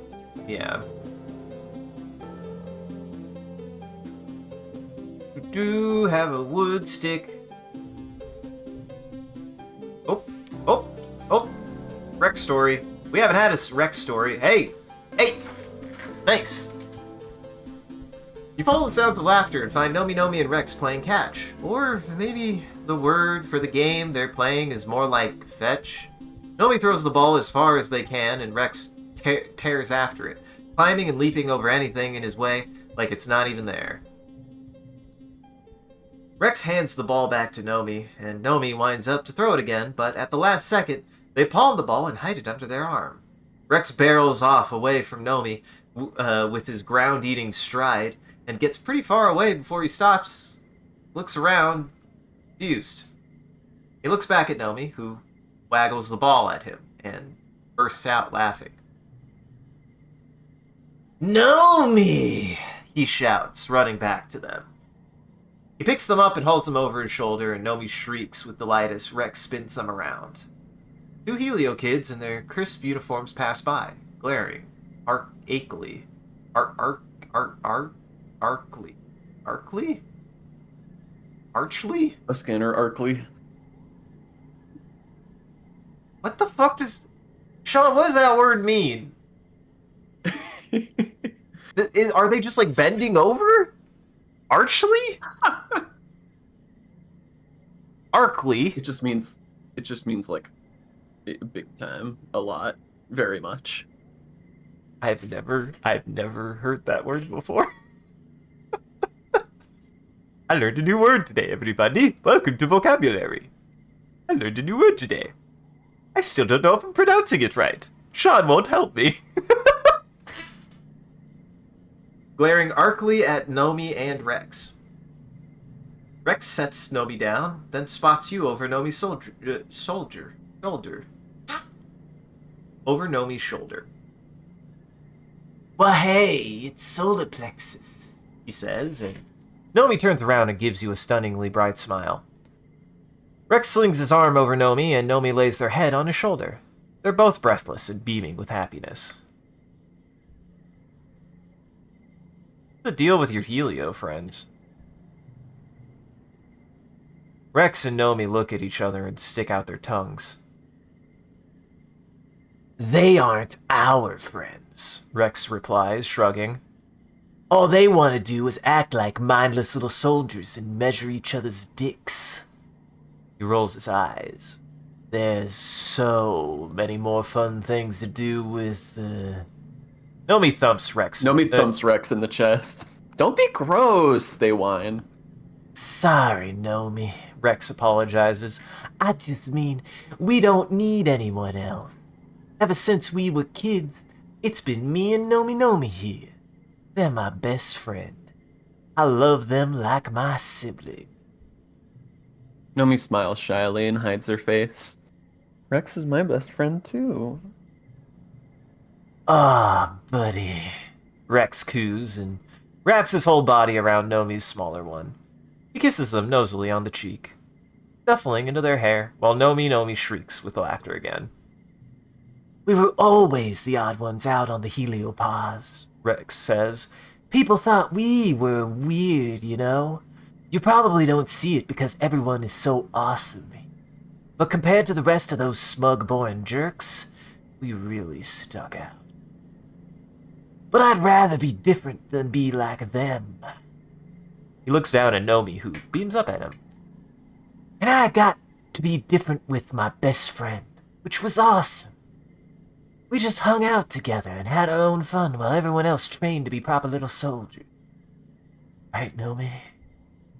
Nomi frowns. Like Vase and all of his cronies, they say quietly. It wasn't all fun and games. Rex shushes Nomi and strokes his hand through their hair. Shh, I know, he says. But that's in the past. We don't have to grow up to be soldiers. We're here now. So many more people to be friends with. He shoots you a smile. Yeah, I'm your friend. Hell yeah. Great. This is great. Worked out for me. Rex smiles, holds his other arm out to you. Group hug. Rex gives really good hugs, and Nomi's no slouch either. Good. This was good. Glad I gave you a stick for your birthday. Glad we're friends now. Glad that we're friends now. Mm-hmm. You hear that? We're friends now. We're friends now. Uh-huh. You find Cal behind the garden shed, kneeling down and peering under a tarped up old watering pot. Oh wait, yeah, we did read this one. For a second I was like, are you talking about... Oh, I almost fucked up. I literally know your birthday now. I almost fucked up. I'm so glad I stopped myself, Sean. Aren't you proud of me? That's called restraint.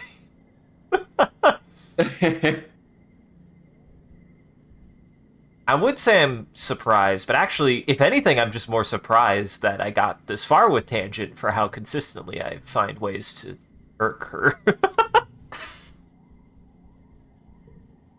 Yeah, late dust. Yeah, late dust. Yep, late dust. Okay, we're gonna go to... Yeah, we're gonna go to the last... We're gonna go to the plains? We're gonna go do the plains?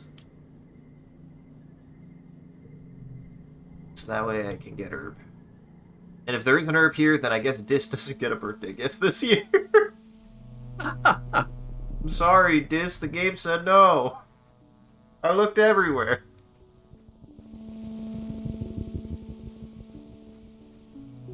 Got rock. Crystals. You missed a stick. Missed a stick. You missed another stick. Damn it! Where? God damn it! I thought you were talking about the one I just got. Damn it! Fuck! I was so proud. Why would you do that to me?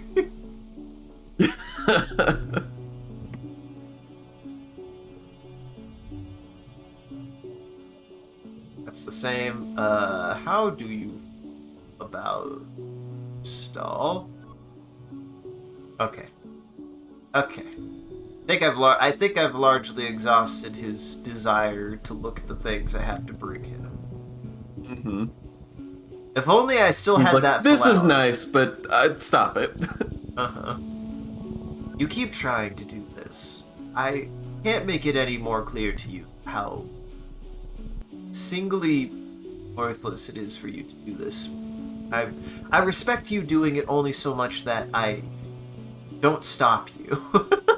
I appreciate the insight into your strange culture, but I have to insist that you stop doing this pointless thing. Uh-huh. You meet up with Dis and Nomi Nomi. They've stumbled upon something strange and are arguing over what to do with it. It's a big blue crystal, knee-high and warm to the touch. It looks like there's something inside it. We gotta crack it open and see what's inside, Nomi exclaims. It could be anything. Are you a psychopath? Dis retorts, clearly offended. What if it's alive? You're gonna screw with the ecological balance because you're bored? It's for science, Nomi pouts, turning to you. Come on, solar plexus. Come on, solar plexus will do it, right, solar plexus? Scan it for a heartbeat. You use some surveying equipment to detect a heartbeat, proving that, yes, it is alive. You can't tell much else since the scanner seems to be blocked by the crystal, but it's something. Nomi is absolutely delighted. The three of you happily leave it at that. Nomi didn't want to kill the creature. If anything, they probably would have gotten really upset if I killed that creature in front of them. Yeah, Nomi would have gotten exactly what they wanted and been devastated about it. I was gonna traumatize. Wow, Sean, what the fuck, game? No herb for this. I didn't find any herb. There's only one place left I can look for herb, and I've been shamed about going there. You hear Dis shouting from nearby to come quick and look at this. You meet up with Dis on a curiously clean part of the path. There's no twigs, pebbles, bits of grass, or the ubiquitous dorb spot scales that litter this area. It almost looks like it's been swept clean. And there, in the middle of a perfect circle 3 meters wide, is what you could only describe as a shrine.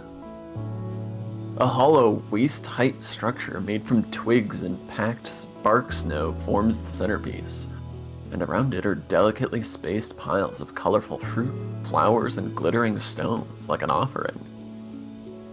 You make this? Dis looks at you as if you started speaking in tongues. No, he says angrily. I know you think I'm weird, but I'm not this weird. I'm not this weird. I don't even believe in God. Mm-hmm. Huh?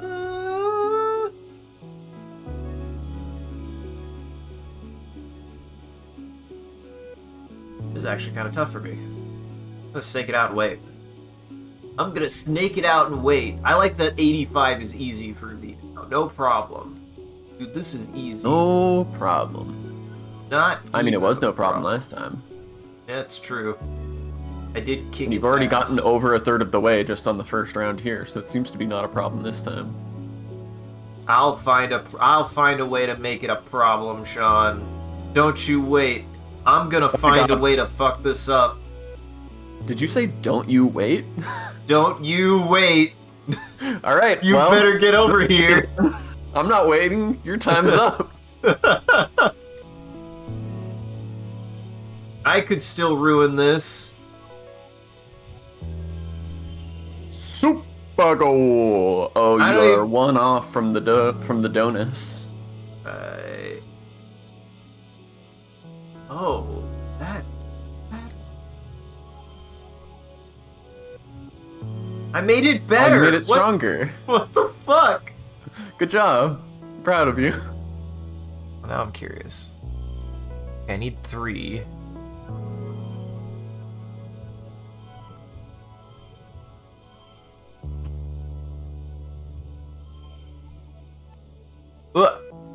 Wait. Oh, that's what. Oh, yeah. That's. I forget how fucking good this is. Because it's Yeah, really. that card is insanely strong. Yeah, that might be my strongest card in the deck, and it's not a Oh, it red card. definitely is. Yeah. By a country mile, it is. I need 5 more points.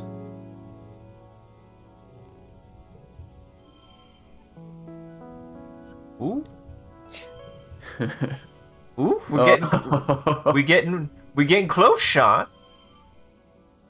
We getting we getting warmer, Sean. It's hard when you get this many like wild card and like wilds in there because it's like difficult to predict what changes are going to affect. Hey, we got there. I did the math though, Sean, and I found a way. You definitely did math. No. I mean, I knew this was one over, and I was like, okay, so I need to figure out a way to get this to 6. I did do the math, motherfucker. That's a 7. I said what I said. I did the math. Well,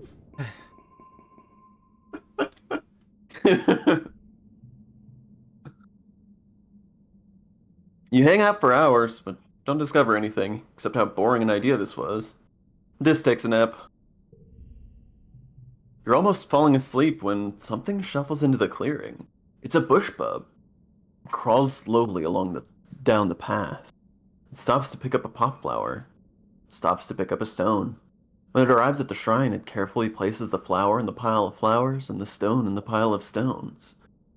Then it picks up the stone and repositions it just so. interesting. You wonder if this creature is somehow religious. Or is it trying to attract a mate with this little show of decor?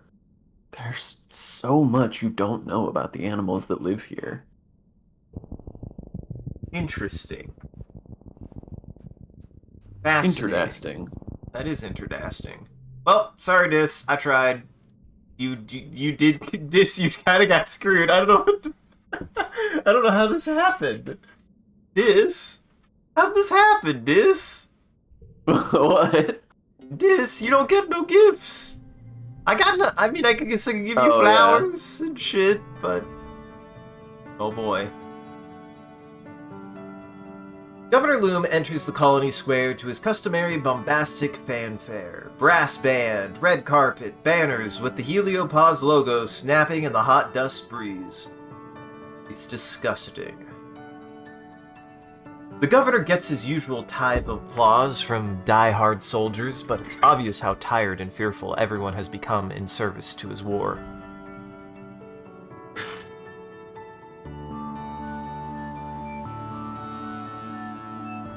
I mean, Mars technically doesn't you're right. speak. You catch Mars's attention, and she rolls her eyes and makes a gagging motion. Cal looks sullen and withdrawn, refusing along with the rest of the geoponics to give Loom any applause. The governor raises his hands for silence, though it's largely unnecessary. Pioneers of Vertumna, he begins. We stand here today not shivering or quaking in fear, but with our hands around the neck. He makes a ringing gesture. Of the planet herself. Before he can continue, Mars leaps from her seat and runs to the front of the stage. A ripple of fear goes through the crowd. You all remember what happened at Utopia last year. It doesn't have to be like this, she cries, speaking to the crowd. We don't have to listen to him. He's just a bully with a gun, like the ones we left behind on Earth. I don't like that I have the option to watch into light. I don't know how to interpret that, because what I would like to believe is, like, I want it to be for Mars. Yeah. Okay.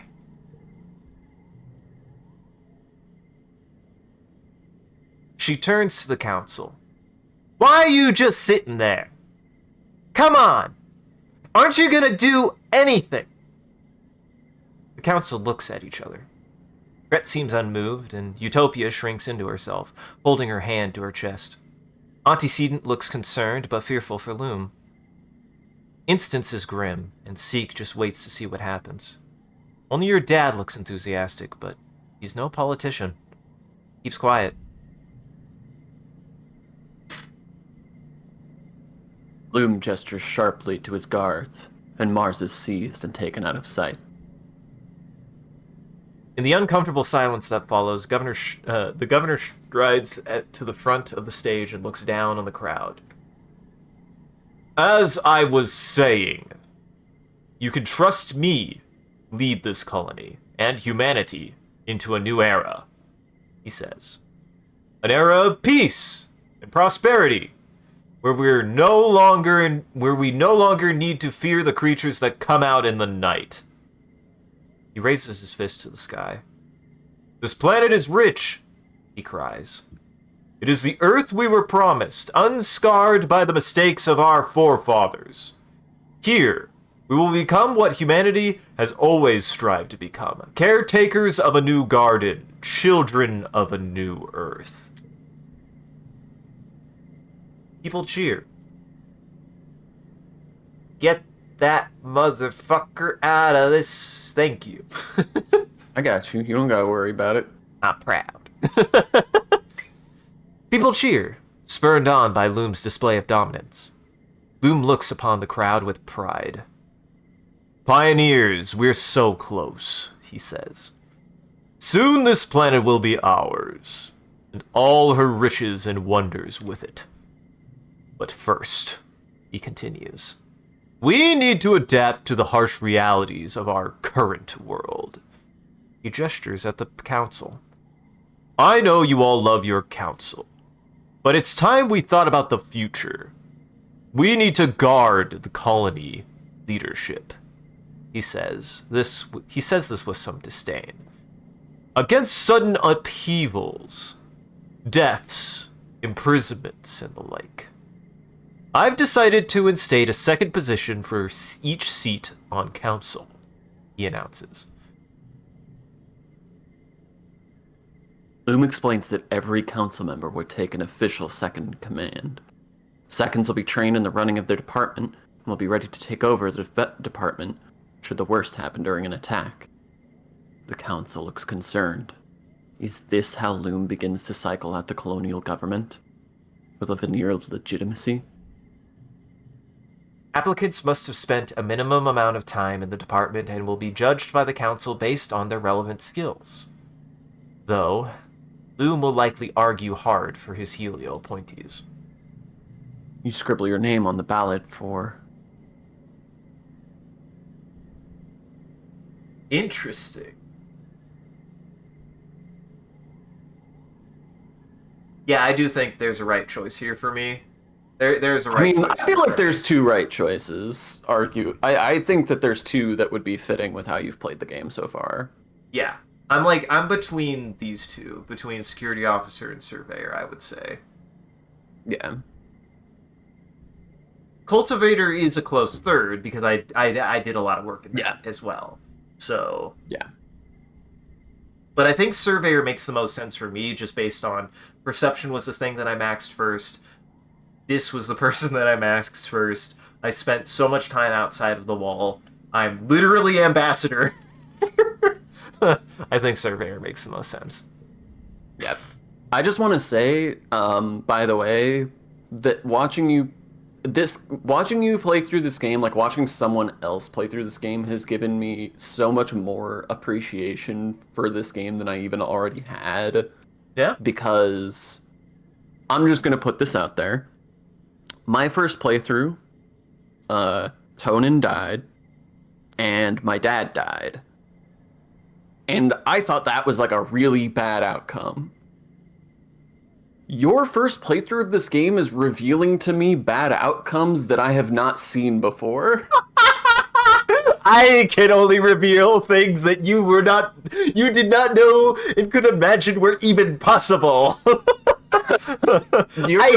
I'm like genuinely scared about how the last half of this year is about to go, because truly things have the potential to go extraordinarily badly. Oh God, Sean, don't say it like that. Oh Christ, I'm so Sean. curious if this game is preparing to like give you, Did I get the bad? escape valves. Like, are there I'm curious what, if any, avenues out of the direction this game is going right now you have left. Fuck.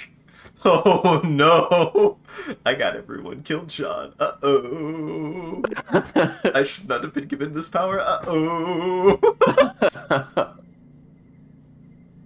Utopia's a little guarded as you enter your name for consideration. Just so long as it's one of us, not one of Loom's lackeys, she says quietly. I can't trust one of them. Have me back while I'm out in the wilderness.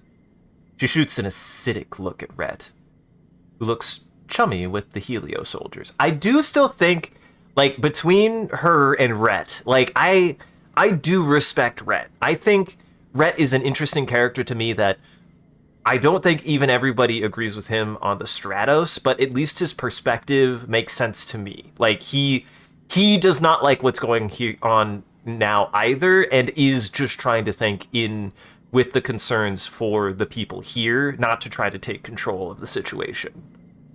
Sure. He has a limited perspective and some heavy biases that are affecting his judgment, but you can at least understand, like, he's not making unreasonable decisions. Right. You win! You're second surveyor now. Oh, that's a really fucking good card. Holy shit. Yeah. Utopia breathes a sigh of relief and gives you a hug. I'm happy it's with you, sweets, she says. If something happens to me out there, I know the colony's gonna be mighty fine. Gonna be in mighty fine hands.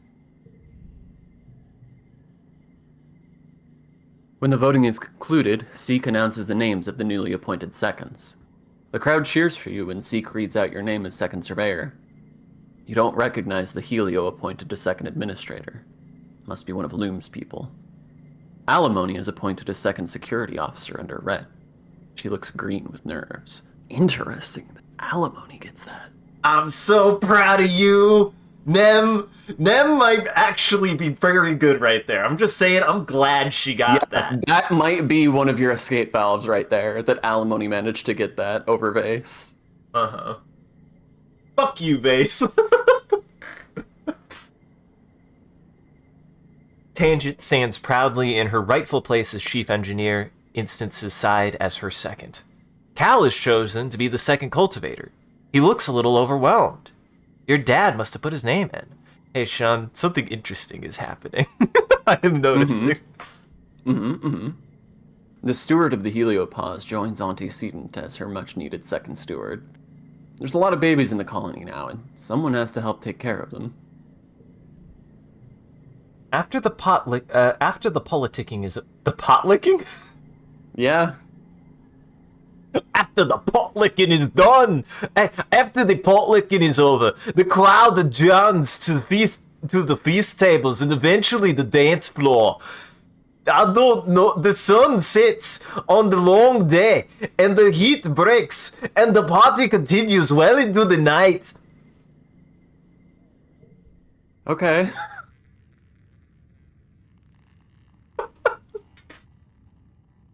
After the festivities, it's straight back to work as usual. Everyone complains. You usually get at least a few days off after Vertumnalia, but Loom reminds the colony that it's only a few short months before the next attack. Your dreams begin to increase in intensity as the wormhole draws closer to the planet, filled with terrifying and confusing visions. Feeling of urgency dogs your steps, like you're running out of time. So the interesting thing is it sounds like mayhaps it is a little strange that a lot of my friends got the positions. Yeah, so I think that it's interesting, because I haven't seen that scene before, and I think it's interesting that the way that played out is that Loom did actually allow the council to have their choice of who would be their seconds. It it posed it as though it was going to be Loom's bid to get a bunch of Helios onto the council, but then that just didn't happen. Yeah. And it didn't really... I don't know if it's just a case of, like, you're not like in the know behind the scenes enough to have been privy to that information of like how that went down or what. Mm-hmm.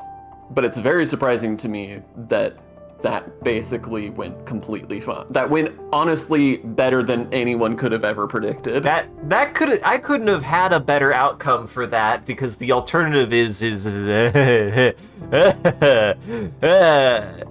dictatorship.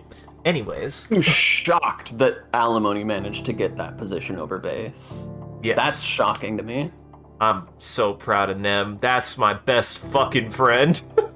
Mm-hmm. Where you normally find Rex and Nomi playing together, you find only Rex. You ask him where Nomi is, and he shrugs. Sorry, I don't know. They mentioned they were kinda under the weather. They're probably leveling their Legends of Avamar character. You could try messaging them on their holopalm. You thank Rex and go back to your room. You try to boot up the game, but you're met with an ad that you have to sit through before the game will launch. It advertises at least 3 new characters that you've never heard of before, none of which seem to be in the role that you normally play. Honestly, you don't know why you keep playing the game. You only get to play against mainly other heliopods, and all they do is yell slurs at you. Vase is usually on the other team, and he's always, or regardless of what team Vase is on, he hurls slurs at you. He fucking would. Yeah. What's upsetting is that he would, and he would not be alone in that. The gaming, online gaming is a fucking cesspool. I have a slightly controversial opinion from my perspective. It is not that I have thought that it has never been bad. I don't know when it got this bad. Because even when I grew up, I would turn off chat when things were getting bad. Whatever. If it was truly that bad. But from my experience growing up with multiplayer games, they were a net positive experience. They were a communal, social thing to do. You occasionally got an asshole, you muted them, you ignored them. But generally, multiplayer was treated as like, even if it was competitive in nature, it was still treated as like a communal thing, like people doing something together. Like, even if you're on the same team, even if you're on different teams, like, nobody really... I did not grow up with multiplayer games being taken that seriously. And it feels, at least to me, from very recent history, that some shift happened, and they've gotten very dangerous, and I don't know why. I'm curious if you have any insight on that. Because from my perspective is that multiplayer games have always had that, but have never been so overt and so hazardous to be in for me. And I find it perplexing a little bit. And I don't know if I just got lucky or if you feel like something has changed. I mean, I have been saying for like a decade now that the death of server-based multiplayer is a massive contributor to that, because you're not building a community anymore. You're just getting random people who you'll never see again. So there's no accountability. It's so difficult to actually build community and build connections when you only ever see anybody for 15 minutes and never will see them again. Yeah. I think that certainly exasperates the issue. The only counter I have to that is like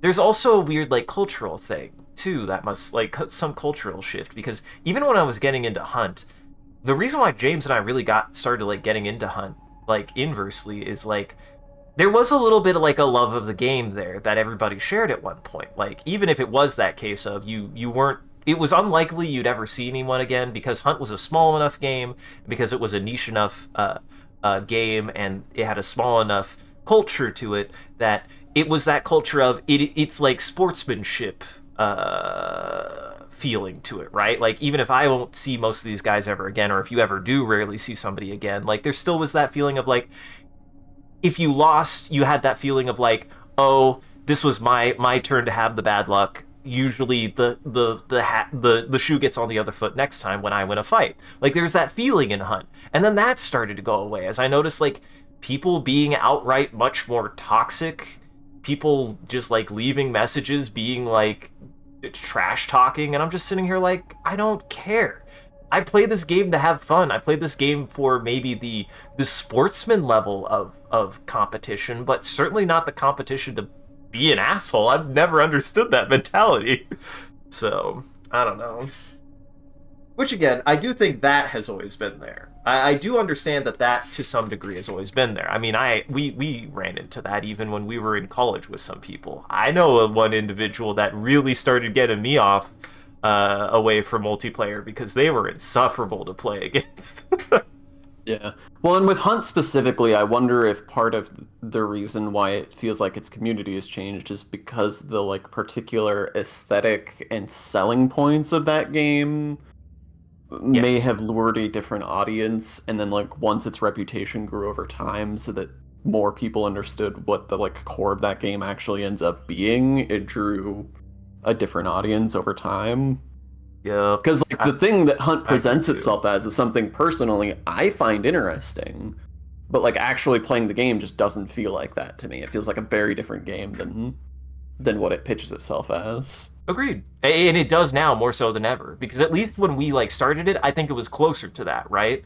Like, but it is not that anymore. And it is very much more like geared towards the even more bloodthirsty, even more like shoot fast, shoot good people.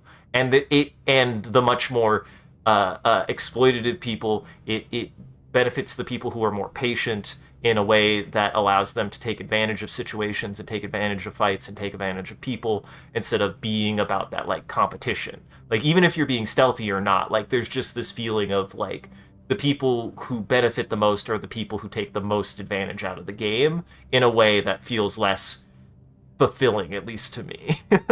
So, which you could argue any multiplayer game is that way, but that is kind of my problem when it starts getting to that point with, sweats and people like that. But even then, like, even with the system, with the MMR system that it had, one of the things that I defended its MMR system for a long time that no longer seems the case anymore is that your MMR didn't matter as a social status thing. It mattered as a kind of like behavioral sign. Like, you having a lower MMR didn't outright say you were worse at the game. Having a lower MMR just meant you were willing to die more or willing to lose I will fights more. say, as imperfect a system as it may have been, the change that Overwatch eventually made to the way that like kudos work and the idea of matchmaking based on uh how cooperative and like how good a teammate you are to play with as opposed to just skill based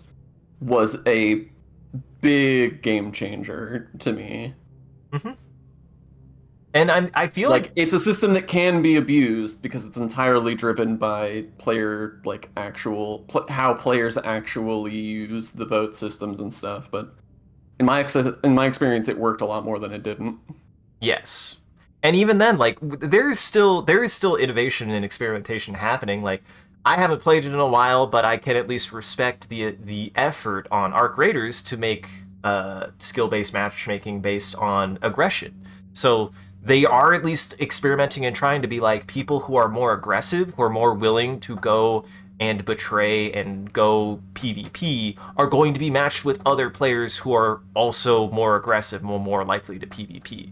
And that is its Mhm. own whole thing because people are of course going to cry about like, oh, you're not gonna play. You're not gonna fight each other. Who gives a fuck? I'm not gonna get into that right now. That's its own conversation. But the fact of the matter is it is they're trying stuff, and I would rather see developers trying things to try to solve a problem that has started to happen when it comes to how people play games with each other. It's a valid problem to try to find a solution to. So I respect that at least Arc Raiders is trying something, and it seems to even be working to the dismay of the people who would like to bully everybody. Yeah, I Which, mean, I always go back to the like, Bartle's taxonomy, right? And there's a certain faction of players who explicitly play those games to get one over on other players, and it's hard to satisfy that crowd while also satisfying any other crowd at the same time. Yep. Because ultimately speaking, your people. I think I've used this comparison before for something else. And it's just as time has gone on, it's just like a philosophy I hold. People do not like being disempowered, even if their empowerment is them abusing a system, Yeah.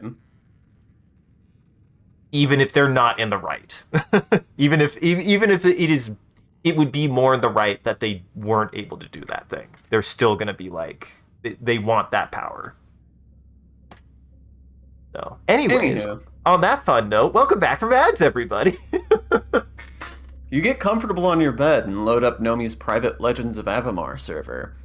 Back Hell on Earth, there would yeah! have been thousands of people playing this game, but now it's just a brave few nerds. Just as Rex said, Nomi's logged into one of their characters, and they send you a message. Hey, sorry if you were looking for me. I feel super crummy, so I'm gonna spend some time in Avamar. I'm leveling an alt right now. If you make a new Kara, I can help you with the first group quests. Did talk like this when I was when I was 19. I talked exactly like that.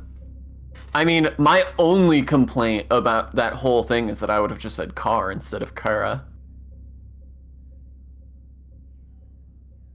I don't know if I would have. Why you gotta make it two syllables? Yeah, yeah. It'd be CHR. It'd be Kerr, a new Kerr. Well, I would have just been CHAR, but yeah. Anyway. What kind of Warrior, character do you want to wizard, play? rogue. Gotta be warrior. God, everyone knows fighters OP. It's interesting to me that there isn't a support class there. It almost makes me feel like it's somehow a really strained D1 reference. Uh-huh. A Diablo 1 reference, because those were the classes in Diablo 1. And like, I can't think of any actual MMO that would not have a support class. Right. Other than Diablo, because that's actually one thing I never considered, is that Diablo, I think, has like supplement for support, but I still think even any of the classes in Diablo 4, none of them are a true support. Well, because Diablo is a single player game, so support class is not really. That's somebody fair. has to do something. It's funny that There's you no support. I was gonna say, it's funny that you say that, because like my brain had to do some real calculus to be like, what are you talking about? It's a cooperative game. And I was like, oh, I know what you mean. Yes. I never considered that. That at its core, Diablo was designed as a single player experience. Mm-hmm. Although I would love to see more like active support abilities given to the more like summoning heavy classes, like a summon support build where you summon allies and then use support abilities actively for them would be fun. Yeah. But I've never encountered anything like that in any of those games. I just Jackson and I were talking about this. My whole thing about Summoner that I've always like kind of envisioned and wanting is like, I love the idea of a like game about managing like, whether it be through like magic or through like Pokemon or something, like a group of like tactical individuals in a more like snappier action RPG way, where you're like fast casting them or something to like get a quick ability out and then maybe out temporarily to like deal with a specific thing that they're designed to deal with, and having to manage that in a group. For me, that would be such a cool idea. And I find that typically summoning just boils down to summon a bunch of guys and Bob, throw them at the thing you want to kill. So I don't know. I wish there was like a game that was either more tactical based or more action based. It doesn't have to be both, but like just something that mixed up. Because I love Pokemon and stuff, but I wished there. I love action games, and I would love to see that explored. Because if there's any one game that has taught me anything, actually, near prove to me, for what I want out of a Magic system, Magic can be fun for an action game. Nier proved that for me. Absolutely. That's always the one that I point to as far as how do you make a game where your core combat is Magic based and it's still an action game.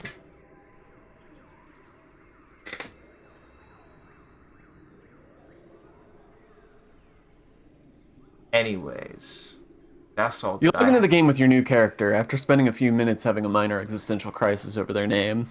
You eventually give up and name them after yourself. I'm glad I don't have that problem. I just make bad names. Nomi is waiting. Nomi is waiting for you with their new character, Madreus, an elven archer with long red hair. They jump a few times in your general direction. Your character is so cute.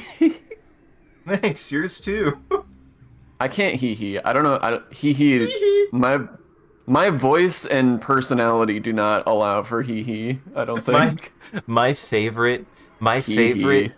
Well, I've seen this. Somebody like made a little animation, and they say, whenever you see me type out hee-hee, it isn't me going hee hee. It's me more going like. See, that's if you do 3 though. If you only do 2, then you're just doing it wrong. If that's what you're trying to communicate. That's fair. You do 3 if you want the. you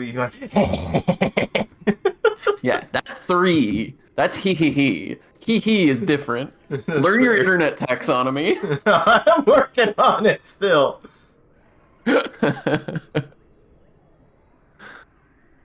You think so?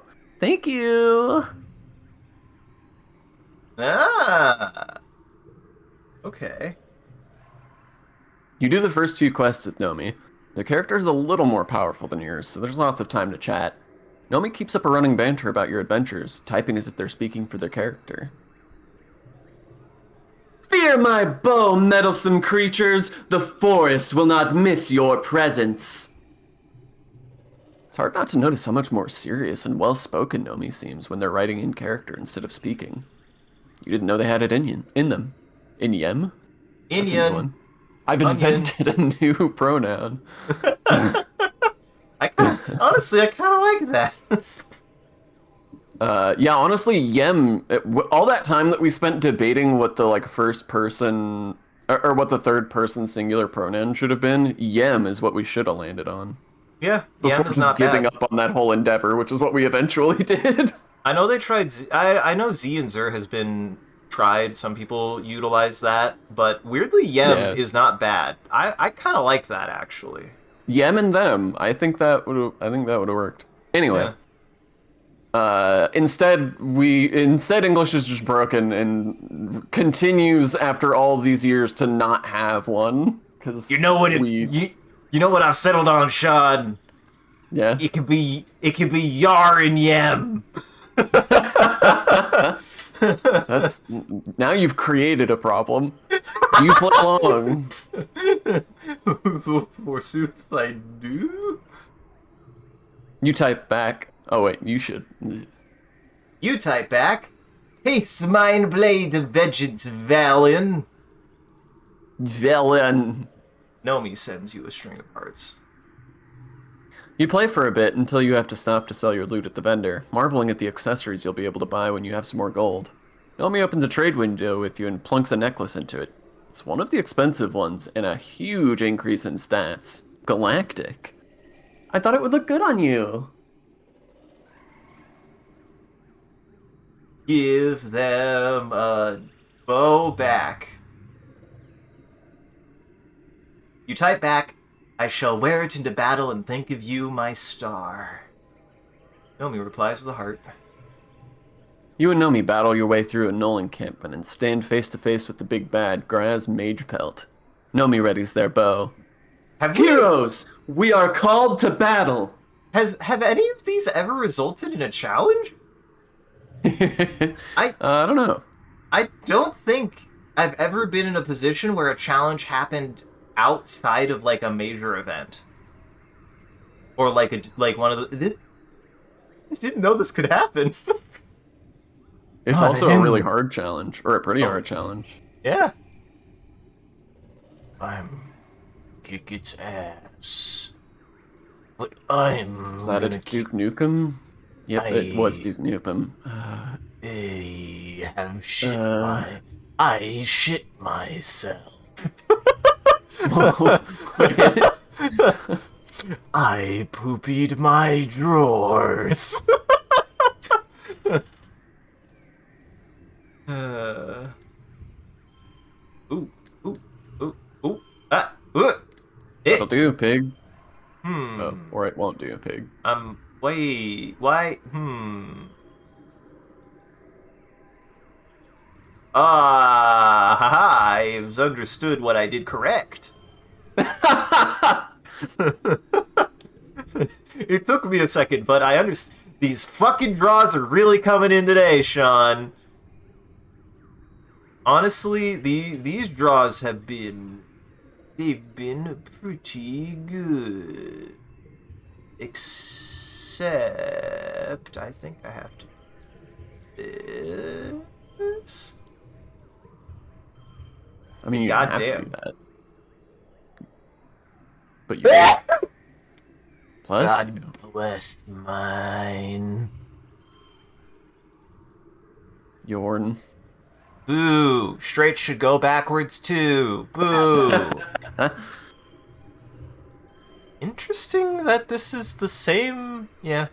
Yeah, because it's only just changing where the 3 is.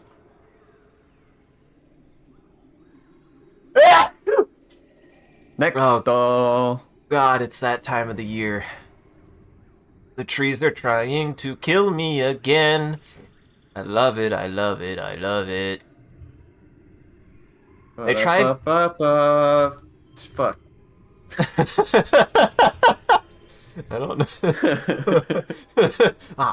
Shit. Piss. God damn it.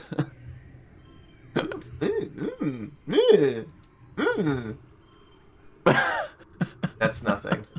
I don't know why. Just shuffling the exact same card around. They're all the same. I don't know. It just felt like something for a second. I don't know why. I felt It's the something same for a second. card. I felt something. I don't know what to tell you. I felt something, Sean. It made me feel. Now, how do you feel You about remembered touch. how do you feel about the interpretation that I was able to use all of my red for a video game? I'm just smashing the controller as hard as possible. I'm not using my brain at all. Just as the warrior does. I'm just brute forcing. Uh-huh. You stand victorious over Graz Mage Pelt. When you click out of the loot window, you have a message waiting from Nomi. Our bond is greater than any evil that may befall this land. The power of true love conquers all. Nomi sends you a kissing emoji, then a string of question marks. Ah, shit. It had to be this way, Sean. This is just how it works for me in real life.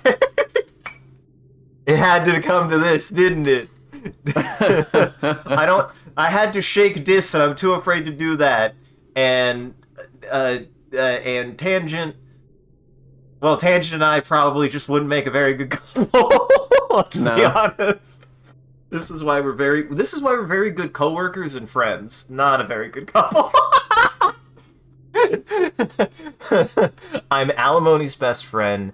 This is outside buddy. I do find it so funny how long you've deliberated over like whether or not to get romantically entangled and with whom, only for you to finally shoot your shot in the last year and immediately get hard rejected. Hey, I'm shooting my shot right now, asshole. I think Nomi shot their shot at you. Oh, that's fair. Yay! I'm happy you get it. Lamino. Lamino. You wait a few minutes while Nomi composes their message. Finally, they send you. Madrea's tree whisper turns and embraces the solar plexus in their strong arms. My love, they say. By your side, I would hazard any foe. Nothing frightens me more than the prospect of a life without you. Sorry, I had to process for a second if that was still Nomi. The fiery-haired archer bends to press their lips to solar plexus, sealing their love with a kiss. Oh, shit. You log Fuck. off the game and open a chat window with Nomi. What do you say? It's all made up. No. See, now this is me being like, but actually, this is where I'm at in life. Like... ah, shit. Your reading the room is going poorly. Yeah, it sure is. I thought I was doing so well. What? OMG, solar plexus, no, nope, nope, Rooney. Don't take this the wrong way, but I don't like anyone like that. Oh my god. Sometimes it feels like everybody's just a big ball of hormones here. Like all of a sudden everybody cares about who's doing smutty stuff, and I'm just sitting here like, yuck. Fuck, I hate both of these. I mean, one of these is the worst possible answer. Yeah, God.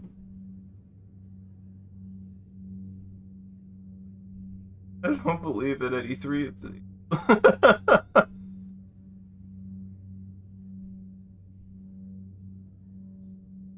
Think you might be interested someday. Okay, sometimes it's like, okay, I might be interested in it someday, but I think I'd really have to like someone first, you know?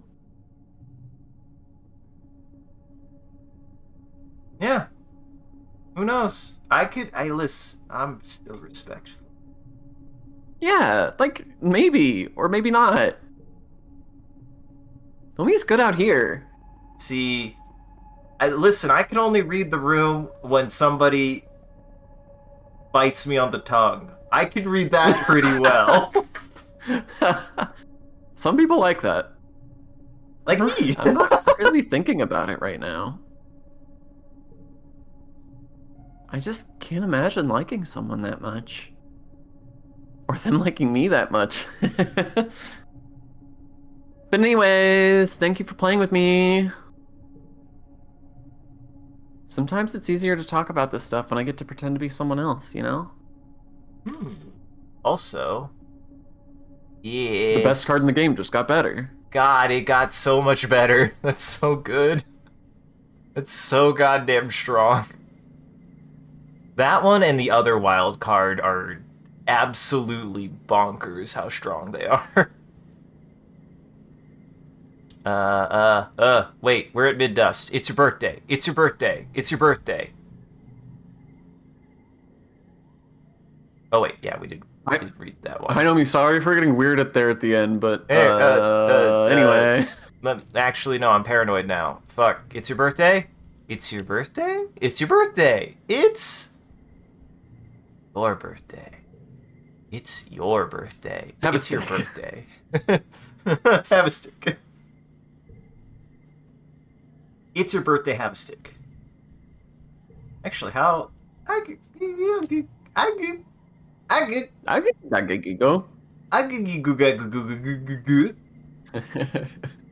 you even know why I do that? Like, what that's from? No.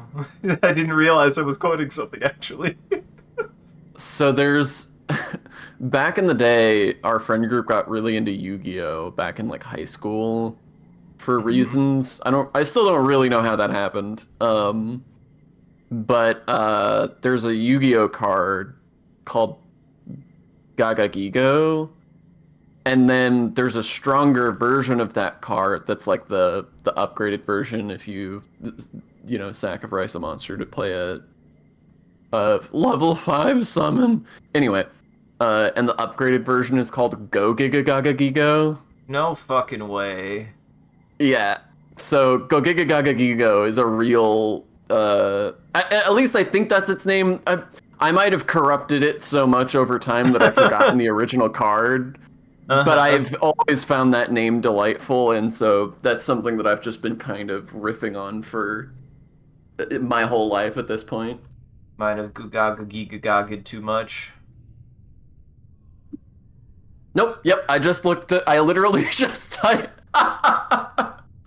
Hold on. I need to screenshot this. Oh boy. I'm scared. I'm scared now.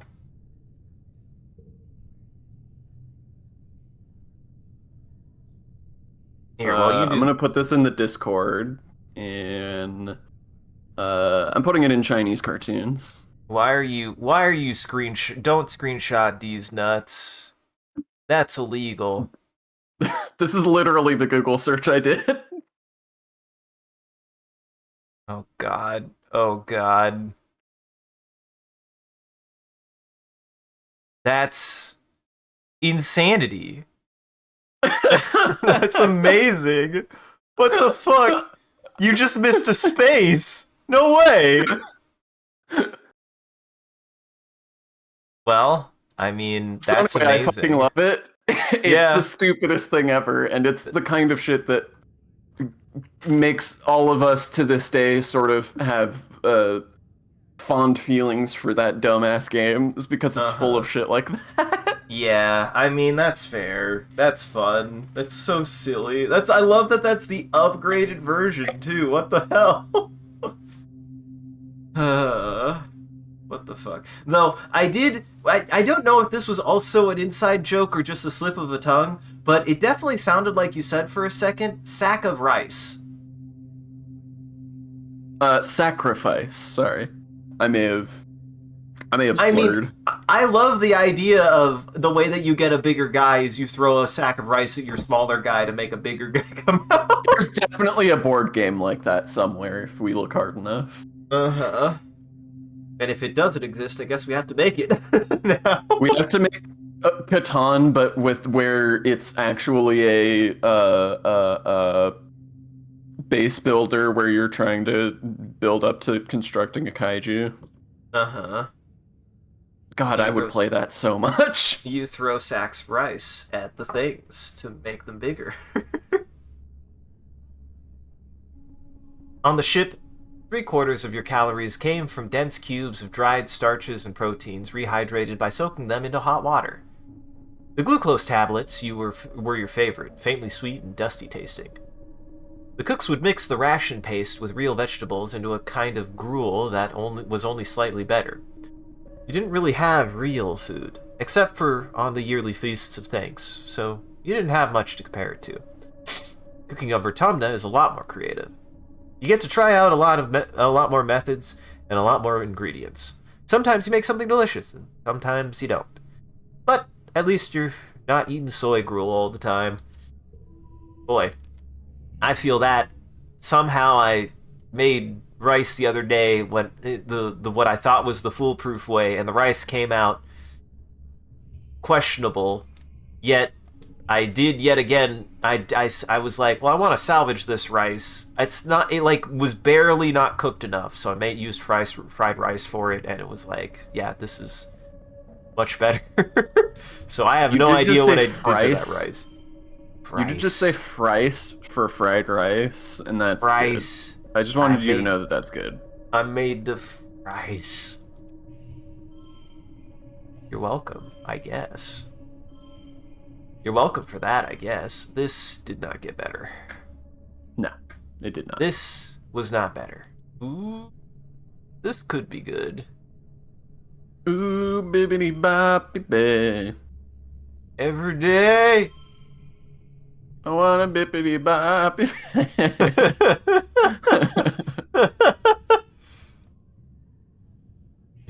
Sean, that's really stupid. Thank you.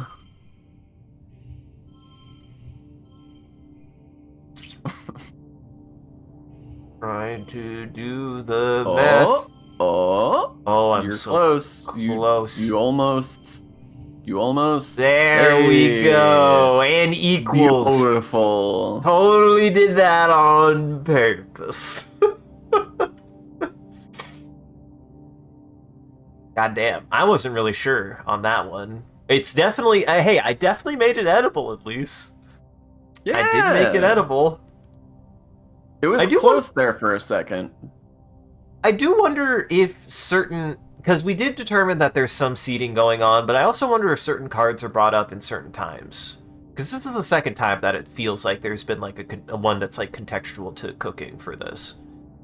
I would love that. I feel like it's unlikely. Like, that feels like some just human brain pattern matching shit. But I would love if they had done that. Agreed. Right, Cal? I get to give you one more birthday gift. Cal is sitting in the middle of the garden, looking towards the walls with a critical eye. Almost 9 years here, and we still haven't figured it all out, he says, then sighs. I tried solar plexus. I really did. Still think there's hope for peace with the aliens. I just wish other people thought so too. Have a cucumber, my sweet boy. Have yourself a cucumber, my sweet man, my sweet man. I mean, I think I just keep trucking on food to see if I can get my empathy over to the last one before the end of the year. I'm so it's gonna be close. Yeah, that's tough. Because you still need to get that up to 66 or 67. Yep, I'm 4 away, so if I can get at least 1 over, I think I could do it. What? What? 8 away. 4 away.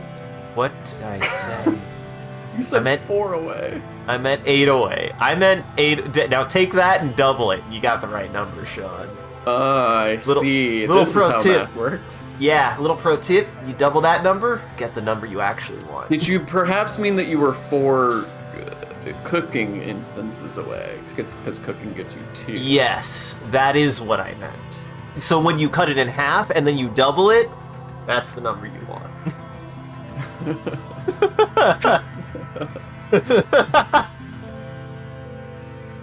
The kitchen is a hectic place to work. There's a comforting rhythm to it. Rush and quiet, ebb and flow, eating and proofing and chopping and stirring and cooking and serving and cleaning. It's good, simple work, and absolutely vital to the colony. You take pride in it.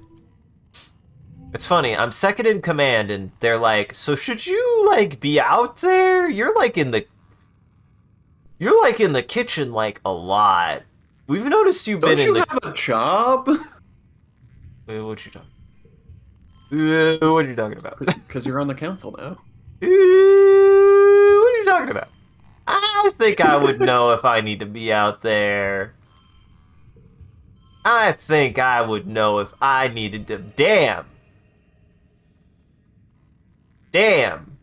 But also, Damn. It's here again, Sean. It is here again. That And is Iron striking. Stomach is here!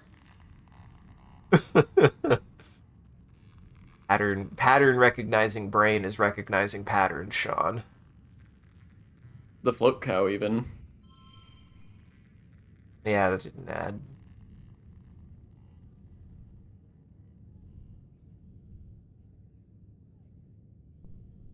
I put sticks in there.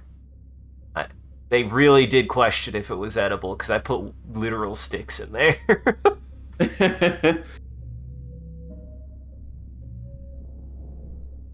Okay. Ah, that boosted my creativity, though. Fuck.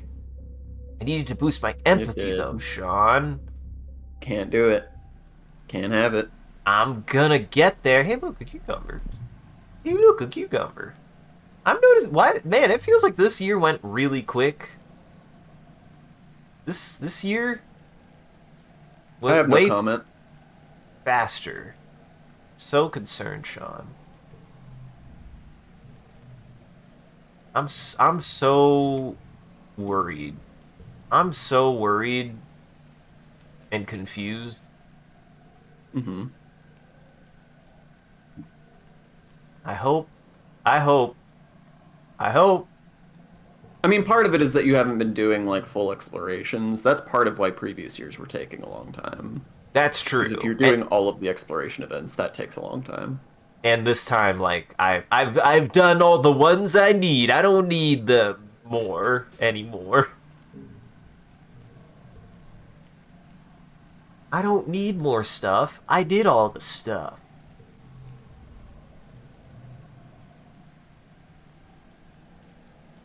Mars scrolls through the holovid directory on her holopalm. With everything that's been happening, I honestly haven't had time... Oh, wait, no, I did watch this one. Never mind. Have a rock. Oh my god. Hey, you found Mars's birthday! In the last fucking year. I did... Well, that one I wasn't even trying, Sean. Guess who's gonna get shit for their birthday, Sean? Because I can make a guess what a certain person's birthday is that I'm gonna make.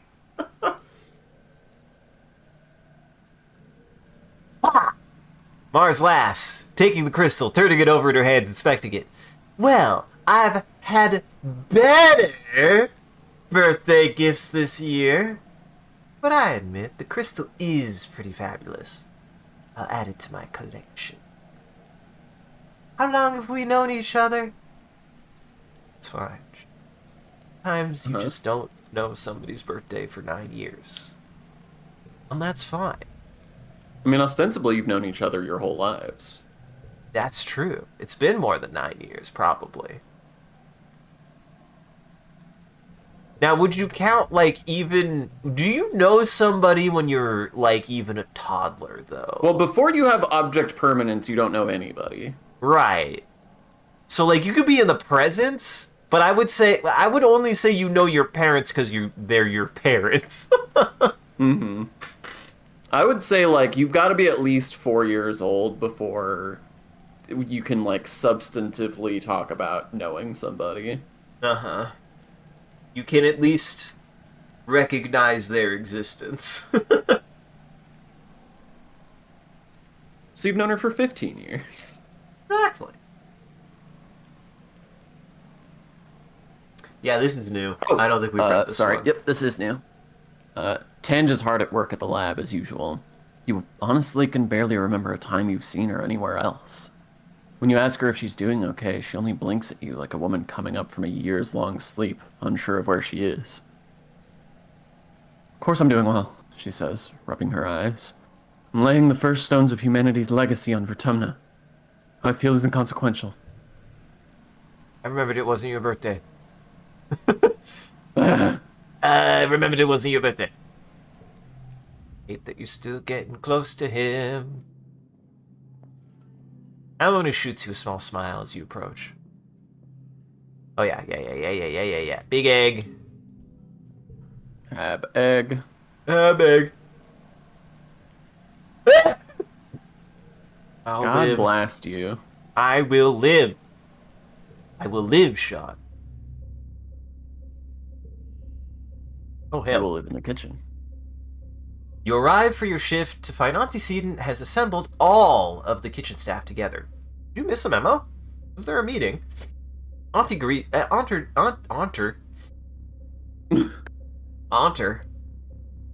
gestures you into the group. She looks excited. I have a challenge for you all today, she says. We have a new special ingredient. And I need you to come up with as many ways to cook it as you can think of.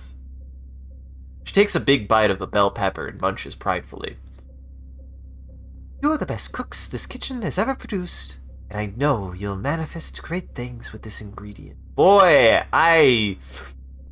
Auntie, you know, my numbers wouldn't suggest that, but if that's the case, I really hope we get some better cooks soon. Look, there hasn't been a lot to work with for a long time. We're starting from a low point. Antecedent unveils the box sitting beside her on the prep counter. Today's special ingredient is snap bladders. What? Seriously? Auntie laughs at your dismayed faces. I know, she says. I've been trying to figure out how to make these edible for years. The hunters keep coming back with them, and they've been cleared for human consumption, but... She shudders. Smell the rubbery texture. It'll take true culinary genius to prepare these in a way that makes people want to eat them. I want you in 2 teams, each working on creating your own dishes that showcase the beauty and utility of this overlooked resource. She makes you the head of your own team of chefs. It's a lot of responsibility, but you're ready. Auntie spreads her hands. Alles cuisine. Alles cuisine. I don't know. I've never heard that before, Sean. I don't know what that means. You're supposed to be the cooking person here. Never heard it before. I'll ask David. If he doesn't know what that means, then it means nothing. You stare at her blankly, and she laughs. That means go on now, get. The kitchen explodes into movement. You set your sous chef's various tasks, but what will you choose as your main dish, using the special ingredient snap bladder? An exotic curry, steak, a simple soup. Invent a new dish. Invent a new dish. What are you going to do? Make palm frites, snap bladder sack? Your sous chefs all look at you like you've gone mad. You're working off recipe. An unusual choice and almost certainly difficult, but will totally wow Auntie if you can pull it off. Will your cuisine reign supreme? Is this a cooking show a bit, or is this secretly a Battle Chef Brigade bit? I can't tell, Sean. It feels like both. Boy, I did choose the hard one, didn't I? You did indeed. It told you it did. It told you it did. Yeah. I could have chosen easier one, but I sure did not.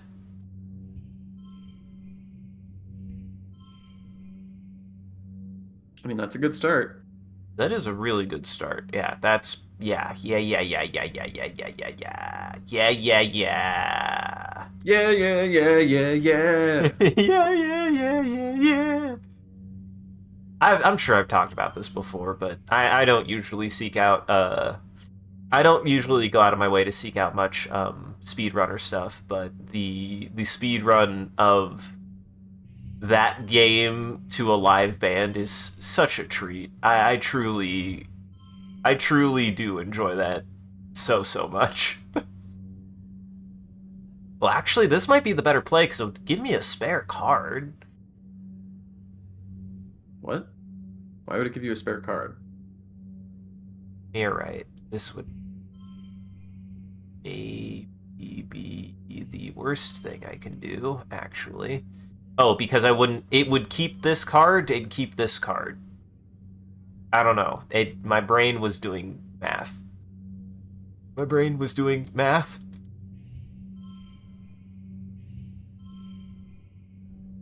It's the same either way. Alrighty. Put a gun in it. Time to put a gun in this fucking... My dish just has bullets in it. It just has shooting the fucking dish. See, now it's becoming an Arctic eggs bit. Truly. Now this is it's a bad play, actually. Oh, I see. I can't. Why was that a bad play? Maybe it's not a bad play. Maybe it's a great play.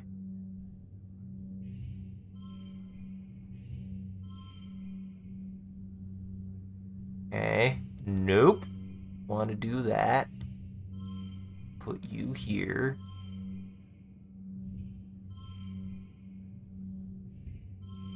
Ooh, it's so close, Sean. Mm-hmm. Ooh, it's so close, Sean.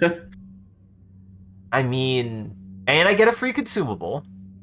Mm-hmm. So I could definitely use one stick to make this 4 6s, which would get rid of this pair to do a 13, but make it... Oh, but that would be worse. So if I was to do this, I would have to use 2 stick regardless, I believe.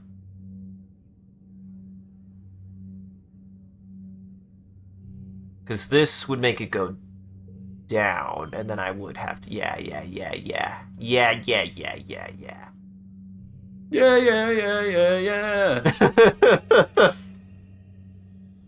I'm telling you, we just gotta... Oh, if we ever need a one-off, I would happily do a taxi... A crazy taxi one-off. That game is so I much swear to God, we've fun. done a Crazy Taxi one-off. We haven't. The only time we played Crazy Taxi is Up Down. That's the only time we played Crazy Taxi in each other's company. And it's great. I fucking love that machine. And I hope it isn't broken, because it takes a lot of abuse.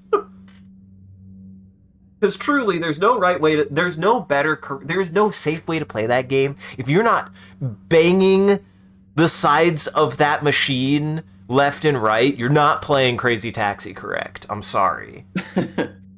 If you're not actively trying to destroy the machine is not being used correctly. The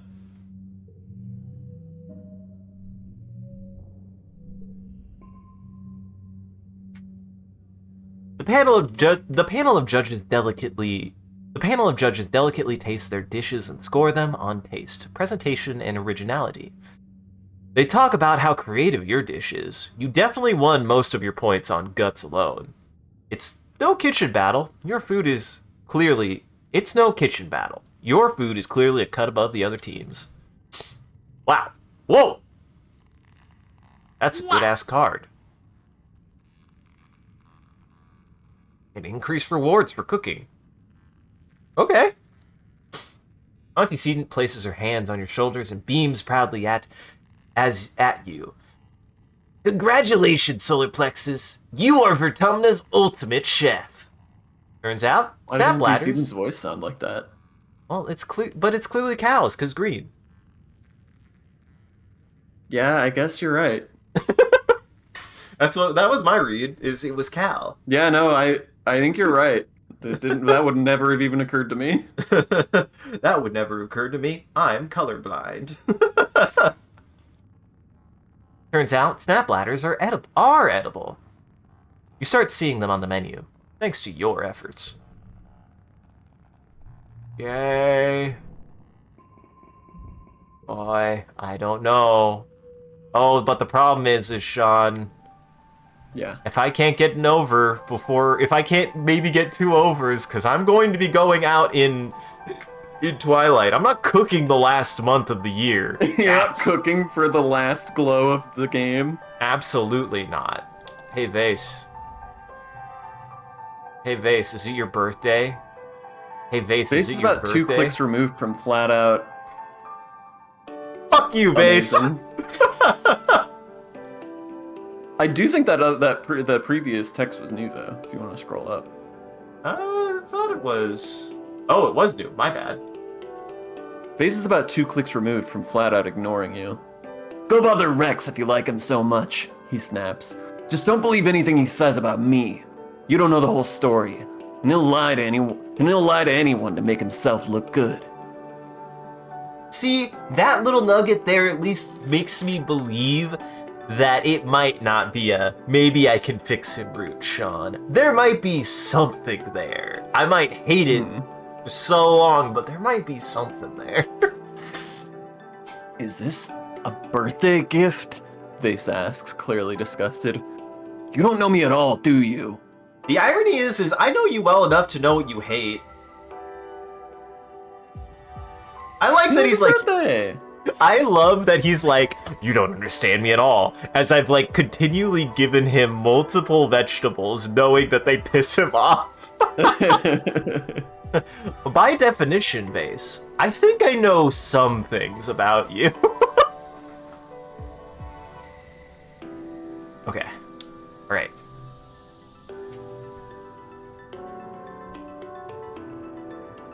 Ah, the food dispensers. You have fond memories of the soy gruel that you relied on as a child aboard the Stratospheric. You didn't know any better back then.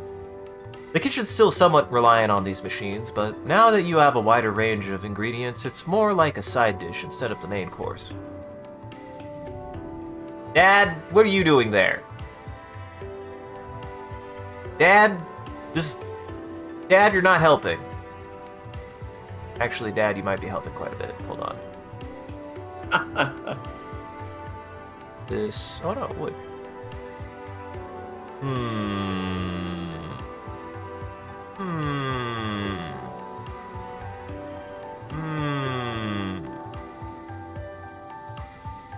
Hmm. Hmm. Indeed, Sean. Hmm. And Socks took a shit, and it worked out. Turns out when I use my build, it's really good. It does make number big. It does make number big.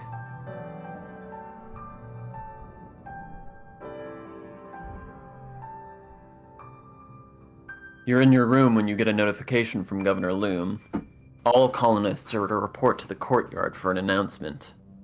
Ugh, it's the middle of wet out there. Couldn't you have done it over Hollow instead of dragging you all out in the rain? You whistle for Michigan to jump on your shoulder. They've been cooped up inside during the downpour and could use the fresh air. Maybe they're asleep? Crouch down next to their bed and try to shake them awake. There's no response. No response.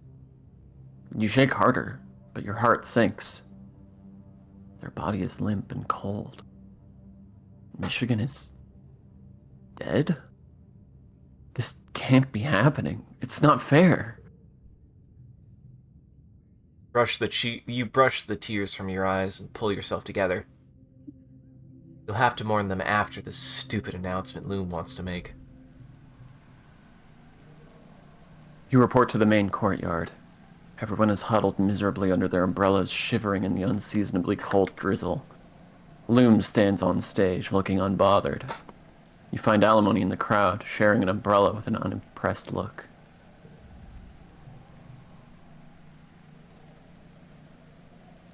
What the fuck? What the fuck? What the fuck? Okay, maybe it was on TC. We'll never know, Sean. Loom gestures, and Dr. Instance and Tangent are brought up on the stage by armed Helio guards.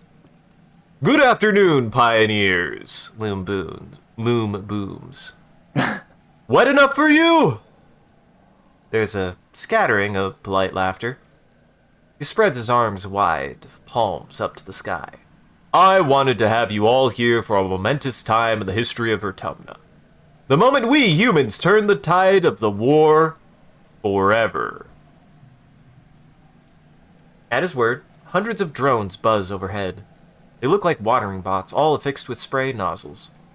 The crowd gasps as they begin to emit some sort of aerosol, quickly mixing with the rain as the drones take off in all directions.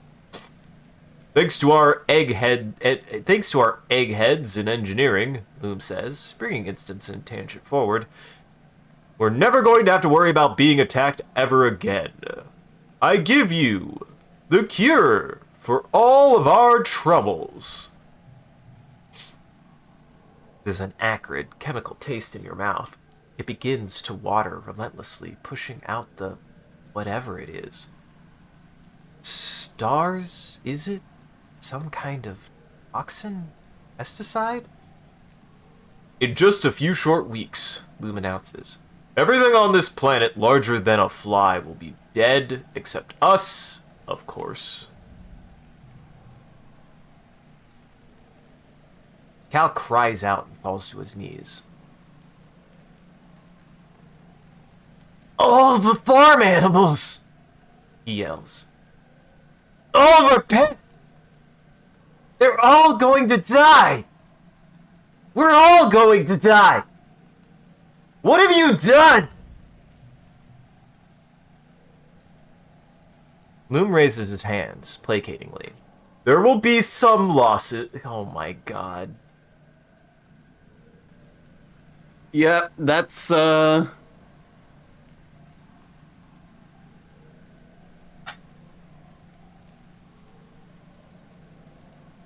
How? You said it would be topical. I just, listen. I'm just waiting for the dragon to show up. Mm-hmm. In more than one place. Wait. Loom raises his hands, placating. There will be some losses, like the native livestock. We don't need them anymore. Soon, we will take down all the walls and expand the farms as far as we want. He adds, the entire planet is ours now. You. Oh no. Is this what Tange was working on this whole time? You helped her. Yeah, I remember all of those,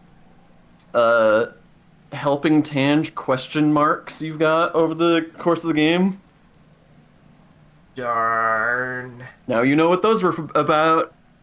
I mean, that's just good writing, because there's no way for me to have actually known. I just thought I was helping my friend. There's hints.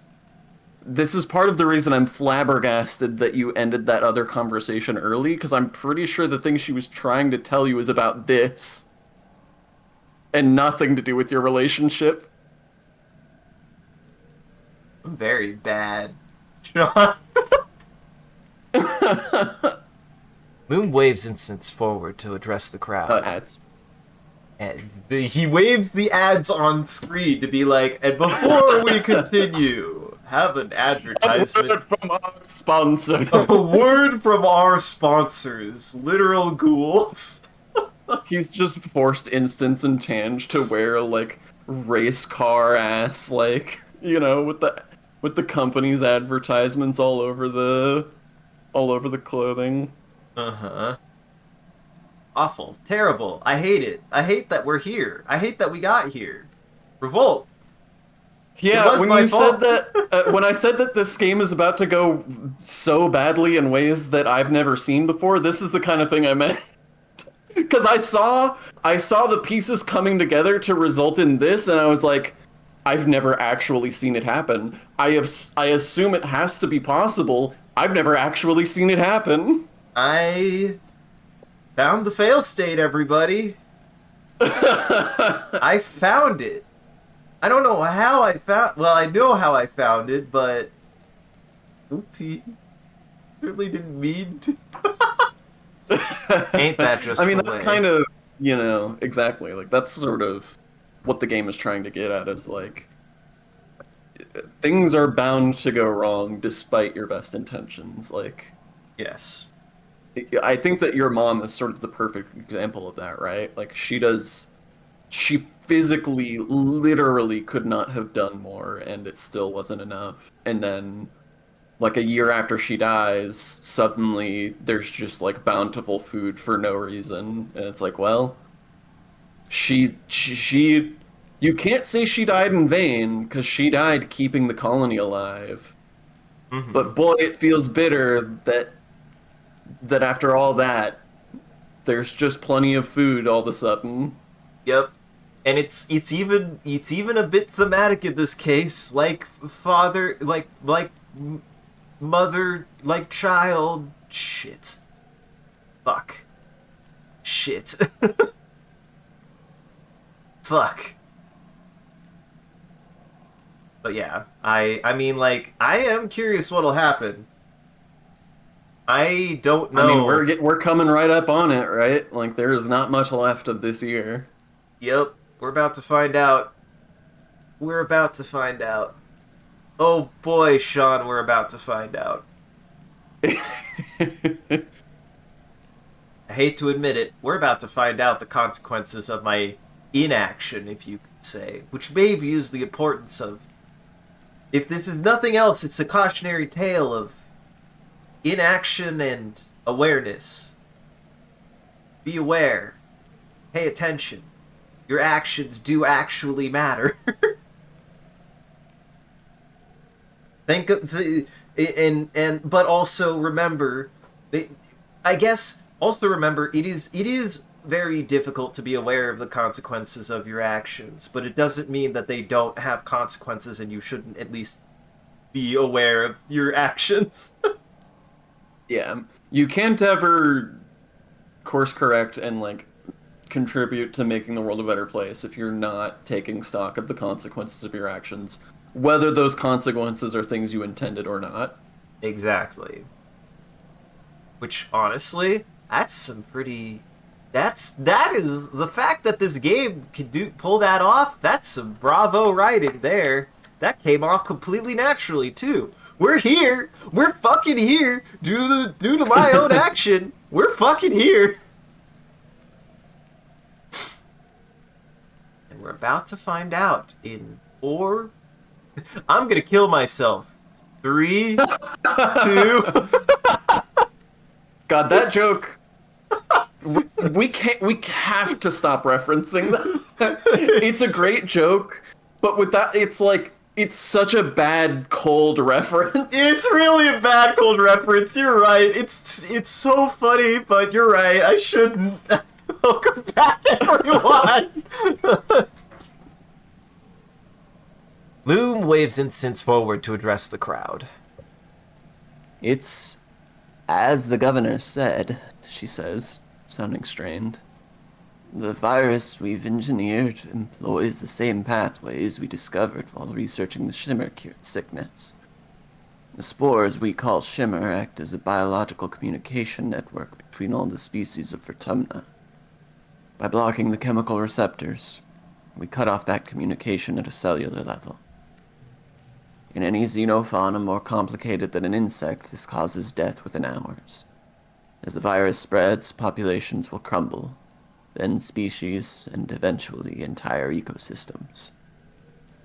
She looks at Lum, who looks smug before continuing. The environment will change drastically. We may need to weather a period of instability. And when we come out from our bunkers, Loom interrupts, it's going to be a planet that's been wiped clean. Total blank slate, ready for us to colonize. Loom raises his fist to the sky. No more attacks. No more sickness. To green Vertumna. Forever. You realize that this thing kills all the animals. It's going to kill the gardeners, too. Or at least their physical forms. It's gonna kill Sim. On stage, Tangent is crying openly as Loom grabs her arm and thrusts it in the air in victory. The noise from the crowd is deafening.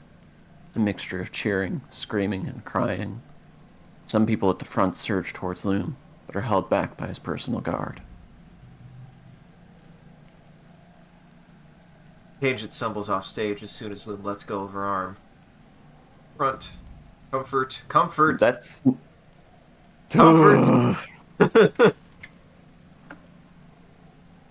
She resists at first, thinking you're just going to yell at her like everyone else, then haltingly begins to explain. I didn't want to do it, she sobs. We were just supposed to be researching xenobiology, like we were supposed to. But Bloom wanted us to work on a super weapon. We knew we could do it, but Instance didn't want to use our research like that. Bloom, he forced us to. She takes a deep breath and scrubs her face, pulling her hair. He didn't know I was listening. I was in the freezer getting a sample, she continues. He came in with guns and he said that if Instance didn't make the virus, he was going to make an example of her. Why? It's congruence, Tant replies. And the engineering and the medbots. Instance stole them when she worked for the corporations back on Earth. That's why the Helios are here. They were sent to punish us and take our colony as compensation. She scowls at Loom up on the stage. Utopia looks like she's about to go at him with her fists. She didn't make this virus. He wasn't just going to kill her. He said he would make an example of the entire council. Firing squad. For all of them. We didn't have a choice. Once I knew, I had to help her.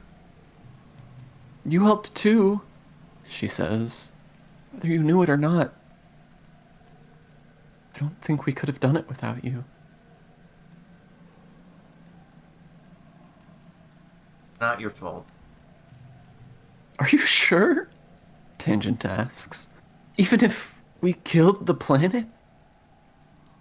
You shake your head. You know Tangent did what she felt was right.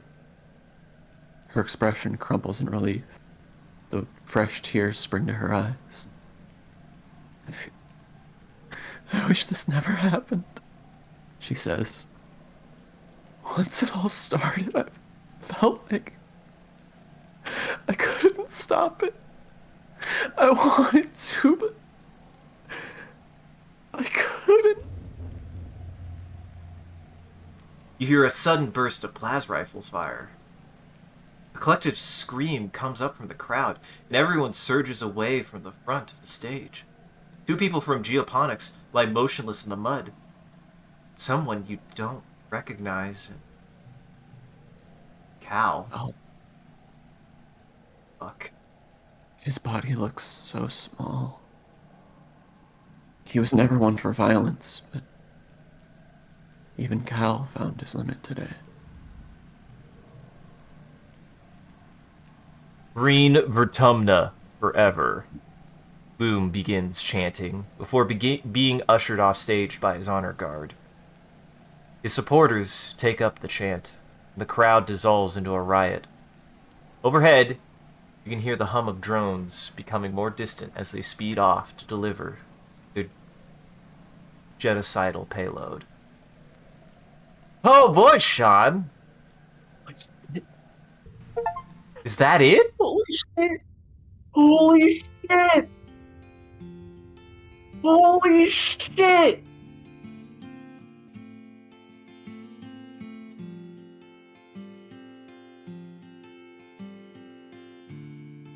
Well, fuck, Sean.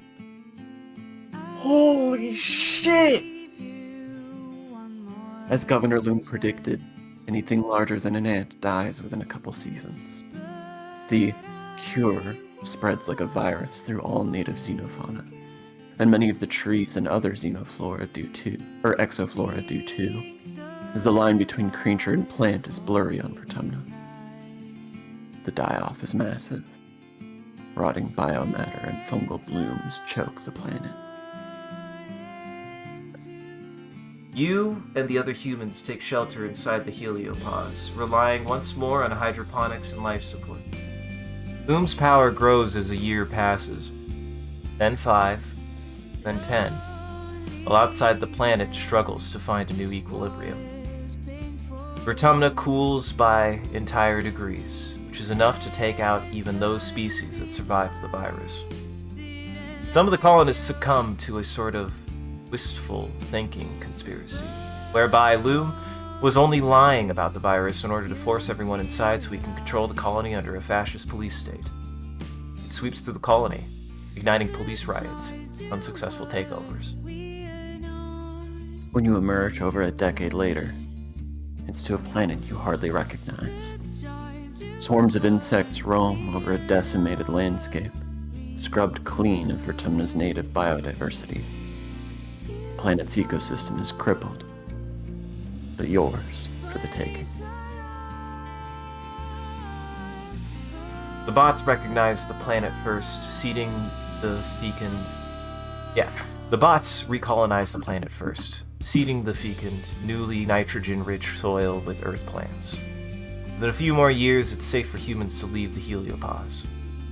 You feel the breeze on your face for the first time in over a decade. The planet smells different, and it's cool and dry in a way Vertumna has never felt before. Is this what Earth was like before humans destroyed it? It's ironic that it took another apocalypse for humans to have another chance at survival. Colonists, too, have changed. Many children are born aboard the heliopause. Children that have never known Vertumna as a lush pink and purple planet. And there are deaths. Notably, Instance takes her own life a few months into the quarantine period. Tangent eventually rises to the role of chief engineer, just as she always dreamed, but as one of the architects of the genocide she feels guilt for this, and everything else. the rest of her life. You never see any sign of the gardeners again. You and the other humans dedicate your lives to recreating humanity's garden here on Vertumna. There are still environmental concerns to contend with. The insects that survived bring disease and pestilence, and the climate is unpredictable. But humans are resourceful creatures.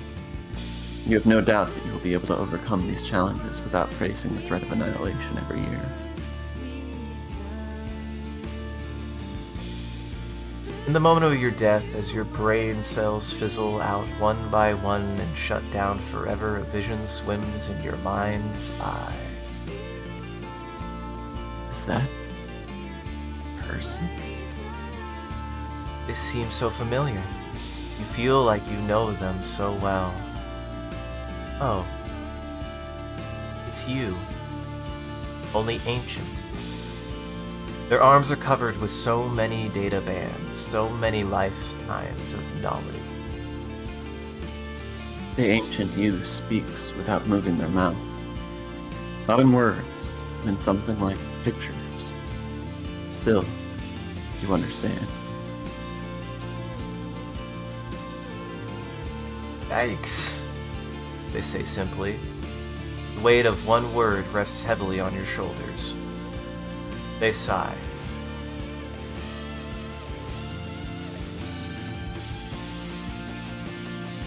It's not your fault. Just don't like to be reminded that we share the capacity to be so cruel, so short-sighted. It's a good thing we have a second chance, not just for us, for every creature we killed in our selfish fear. I could have done better.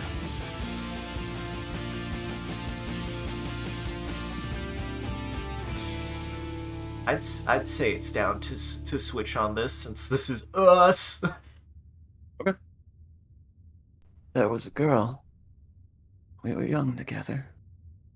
Tammy, with the cotton candy hair. Such a shame to see a life snuffed out so young. They give you a look as if to say you were somehow responsible for this. Wait, were you? Could you have saved her? We have a chance to take another path. Change the way our life is out. They reach out their hand.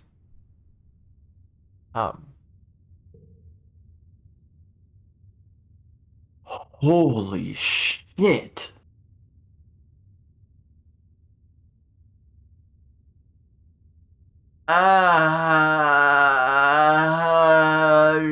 Sean, are we gonna have to do a second playthrough? Cause I don't want to end on that. I mean, I think we have to, right? I was already gonna recommend a second playthrough, but holy shit. And normally I'd be like, even if we did a second play, I'd be like, now it's your turn, but I'm like, I feel like I need to fucking redeem myself. I feel like I don't want that to be the ending that I got. Yeah, I mean, that's sort of... So, to part the veil a little bit, now that we've reached an ending, part of the way this game is structured is that there's just so much going on. Right. You can't possibly know everything and, like, predict everything on one playthrough.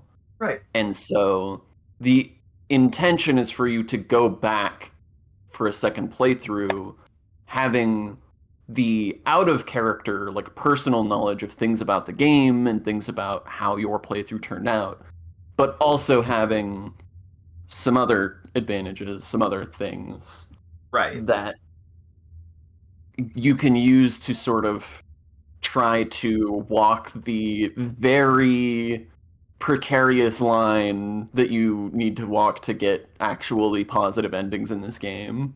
Yes. Well, that's reassuring, because it does feel like I was like, man, I could there's plenty of mistakes I probably made, but there was one definitive mistake that I made. Yeah, I mean, you're meant to sort of take stock and be like, oh God, like, this went really badly, but there's a bunch of things that we can try and fix, right? Like, we know now Mhm. that we need to pay more attention to what Tange is doing and, see if there's a way we can stop that. We know Mhm. now that our mom died and, like, we might need to focus more on, like, actually getting Yeah. food for the colony before that happens. We know We. now, Yeah. whatever you take away from Loom and what happened with him, like, and it's also a chance to sort of explore some of the things that you didn't touch last time, like if you want Mhm. to, pursue some of the other aspects, like some of the other jobs or people that you didn't get close to in this playthrough, you can sort of see what their deal is on a second playthrough if you want to. So they Mhm. really intend for you to play through multiple times. Yeah. And I think this is a good way to handle it. I did have a little bit of a parting of the veil that I did also find out that you actually that yes, also a second playthrough allows you to keep at least Tammy alive. But um yeah, and I think And I I think will. I'll say this outright.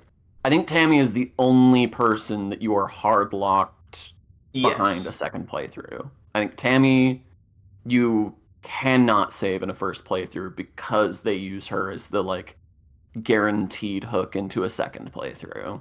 Right. So that regardless of whatever else happens, they know that at the very least they can say, "Hey, you could have saved Tammy."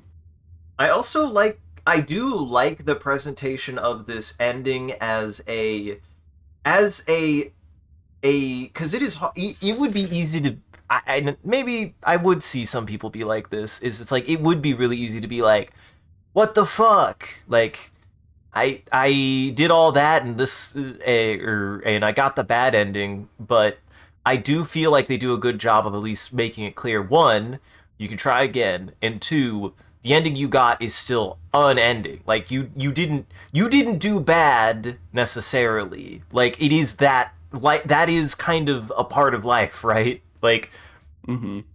the apocalypse will happen sometimes.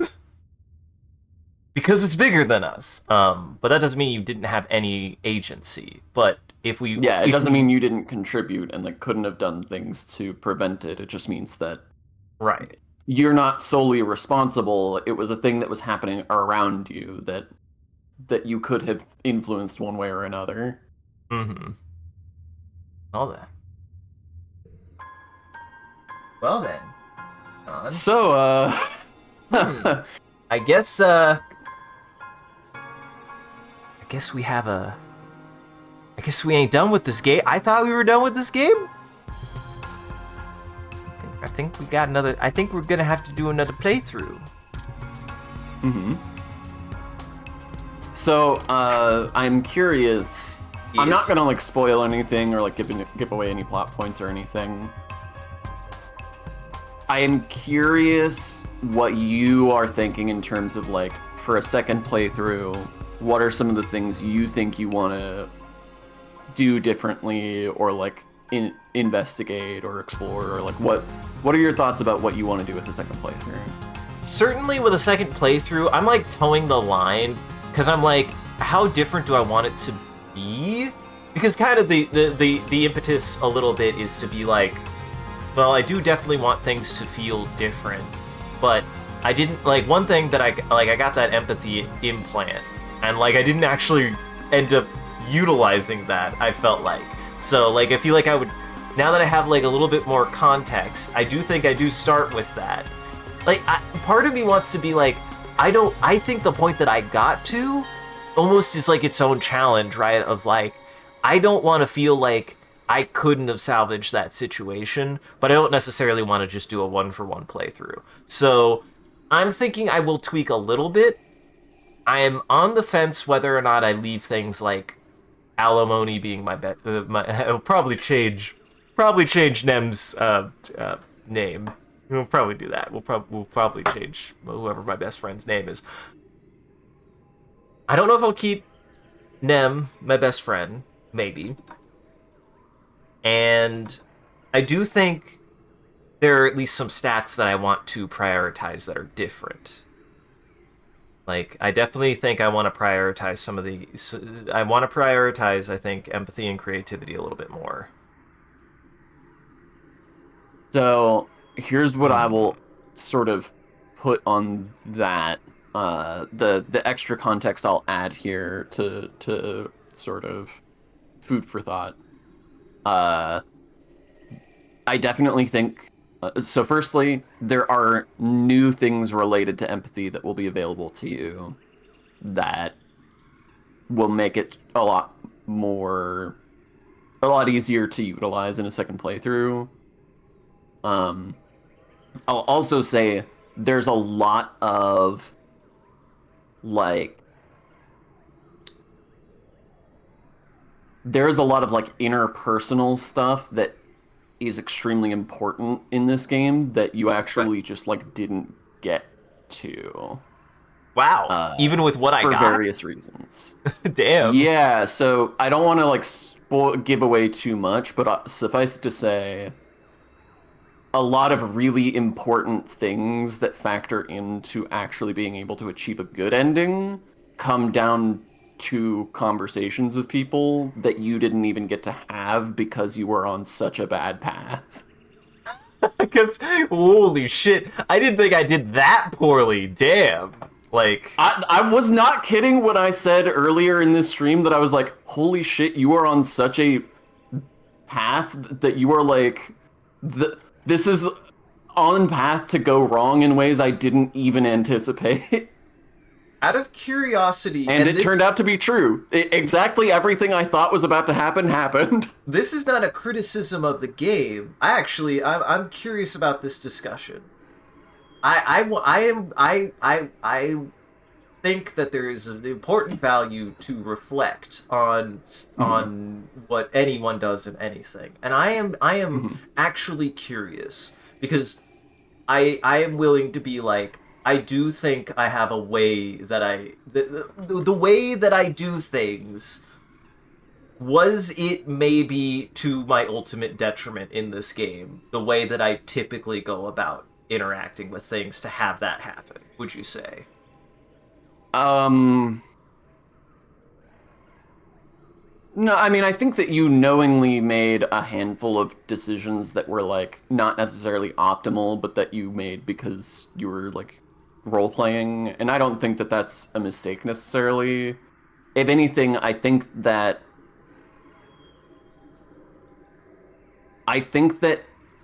well, actually, the conversation with Tange is pretty bad, actually. That went That really the fact that bad. you can eject yourself from that conversation by pushing the romance issue with her blew me away. Yeah. Not Yeah, yeah, not to that discredit it. I think that was a great moment for that. That was so informational and it made for a good moment that completely trashed the run.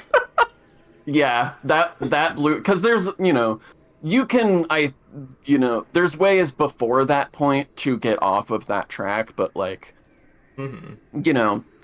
that if I remember correctly, and it's possible I'm misremembering, but if I remember correctly, that conversation is kind of your last chance to fix that situation. Yes. Because that's her coming to you to try and be like, hey, we did this thing that I wasn't allowed to talk about, but like I need to get it off my chest. Like I need to tell somebody. And so the fact that you can just eject yourself from the conversation before she can vocalize what she's trying to say. I that now explains your reaction to that. And also, I just it just this is maybe my showing my like actual difficulty with it with reading the room sometimes, that I've really had to like I have really had to like teach myself how to actually like read the room. But my problem sometimes is I could smell a smell but not know what's Yeah. making Well, it. I think it's deliberate, right? Like there's deliberate Yes. misdirect there because she's been secretive about it the whole time. You don't know Hmm. what she's working on, and this is like an intimate moment in a way, and And your relationship especially with if her you is not. are interested in Yeah. Tan, so like it, I don't think it's unreasonable to Yeah. feel like this is a romantic opportunity. I think it's very much presented. That's why they give you the option, right? Yeah. And I think I agree in the so much that you're supposed to even pick up that you're like, even up to that point I'm like, I do get the vibe that you're Arrow, so maybe I misjudged, which is the reason why I pushed, because it's like it was completely it was a trap. It was a trap designed for me. Yes. um but like it's valid because that's how miscommunication happens, is somebody thinks what somebody else thinks because of what they think and they get it wrong. But And like so yeah, I think that in terms of like things that you like just your play style, like your approach to the game caused you to do badly, I think that's the only one that really really stunk. was bad. Uh because like the other ones I think were all pretty much just Incidental. like fine, yeah, incidental a lot of the Because I time. was getting some pretty rough ones. I was already in a pretty rough spot between the overseers saying "pen yourselves" already, and that's why I was like, I feel like I should do something with this, but I tried to go to Loom. So this is a thing that I wasn't sure if I should speak up about, and I'm not sure still if I should speak up about it. Suffice it to say, there is something else you can do with that information, but I think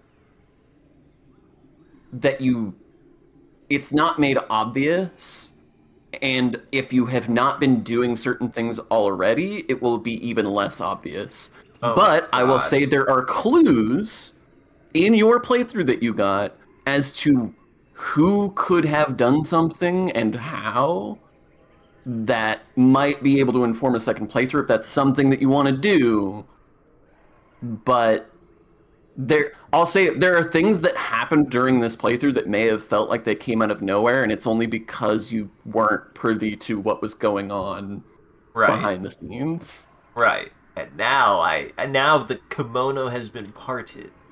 No, not entirely. Actually, the Fuck. thing I'm talking about is not related to anything we've talked about so far. It's related to something that you haven't even brought up. Well, the kimono has been observed.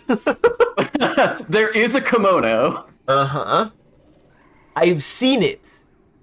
I'll just say, uh, there's a character in this game who is one of my absolute favorite characters, and I still can't talk about why, because you haven't seen it yet.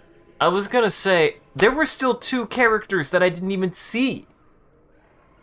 Which, again, I don't even know if I just missed them or didn't do the right things or what.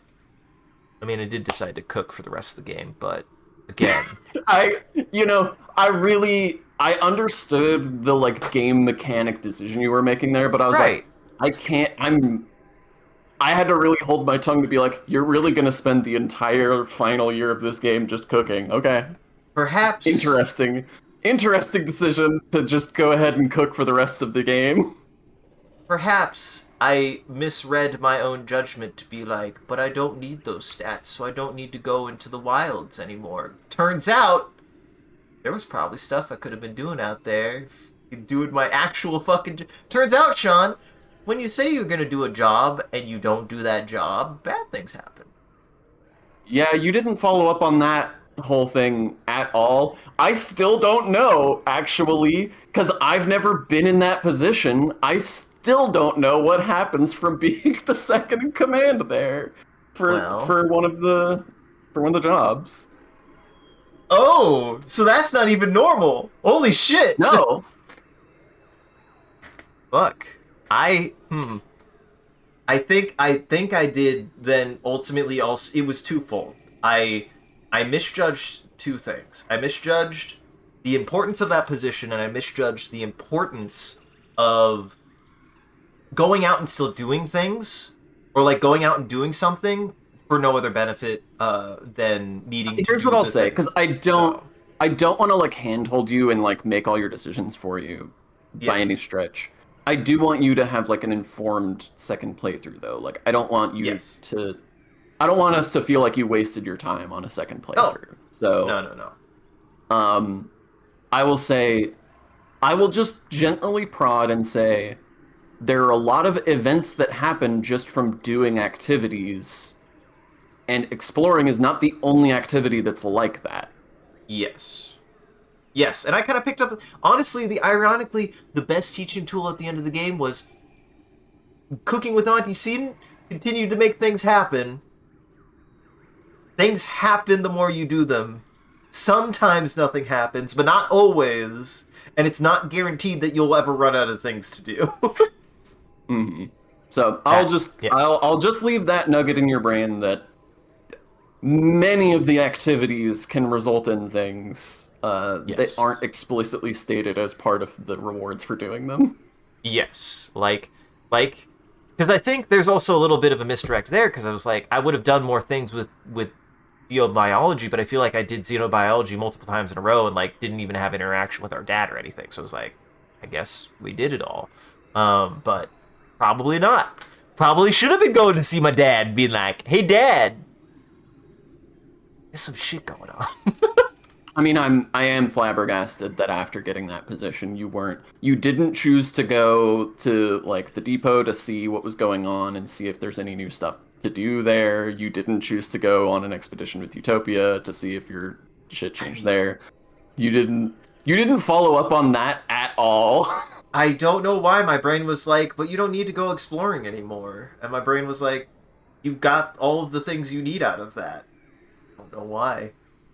I Because my still, brain, knowing what I yeah. know about how the like good endings for this game work, I do think you still at that point had escape valves to get out of the situation.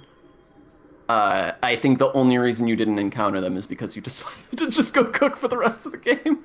I just wanted my empathy to go up because I thought it would come to some other head. I didn't realize I still needed to be making I did not realize I needed to keep making decisions because I was like, the game will have the game just taught me something. You can't have things happen if you don't go to where they need to.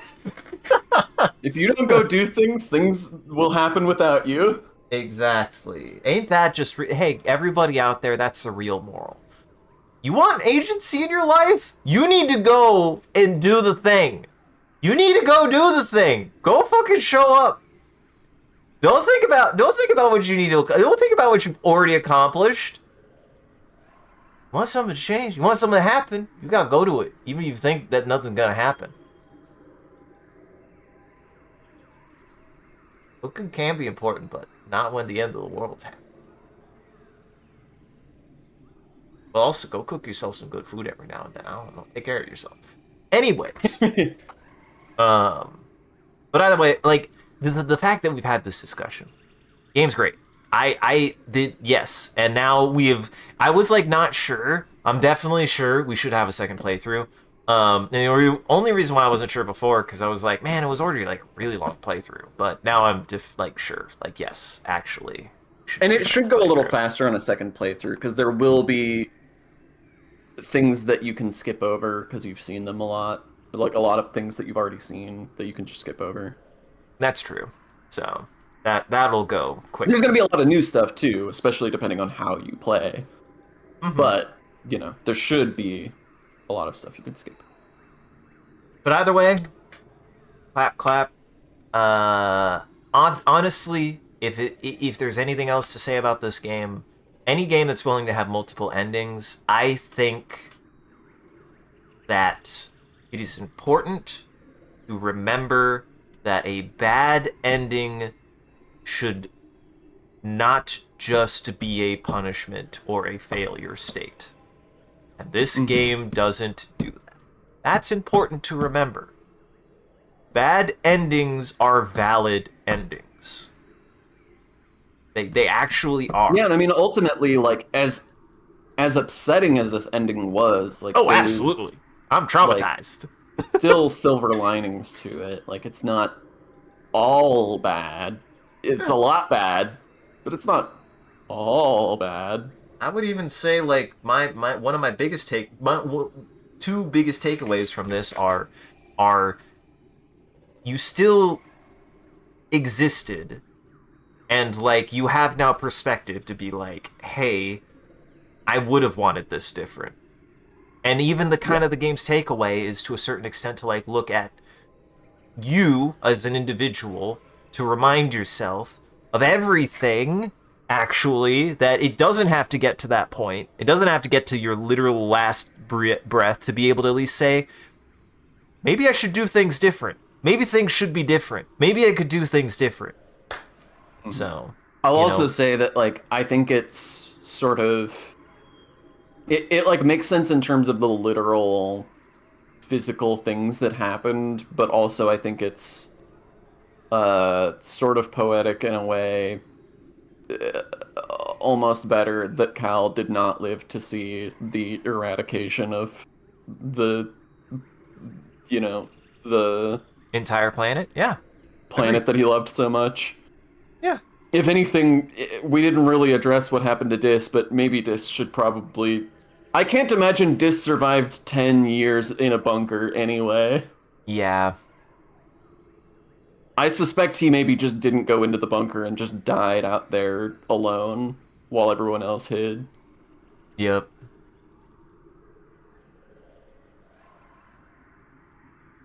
But hey, that's the you know what, Sean? I played it on hard mode, and the irony is the game gave me an experience based on my failures.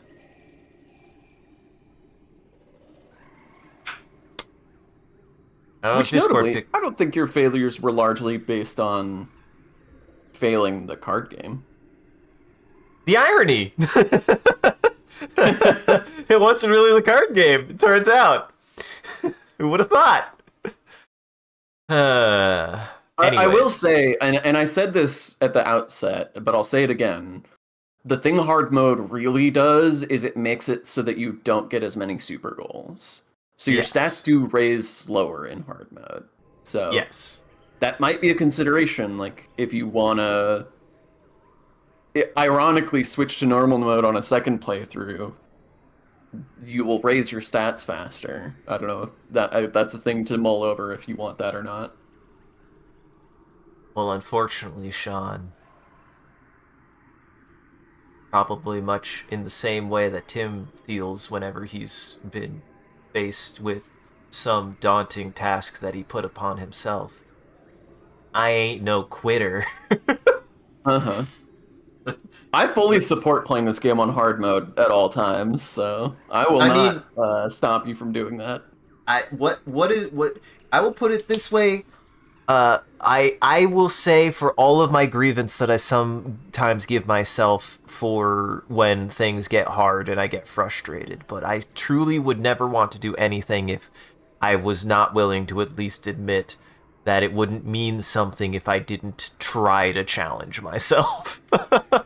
So, I do, I do, that's my own existential crisis, and this probably isn't the game to discuss that in, but I will always admit, as much as I want to really get frustrated about it, for me, challenge makes something more meaningful when when it's there and I can accomplish something, and I can understand that, and I don't back down, motherfucker.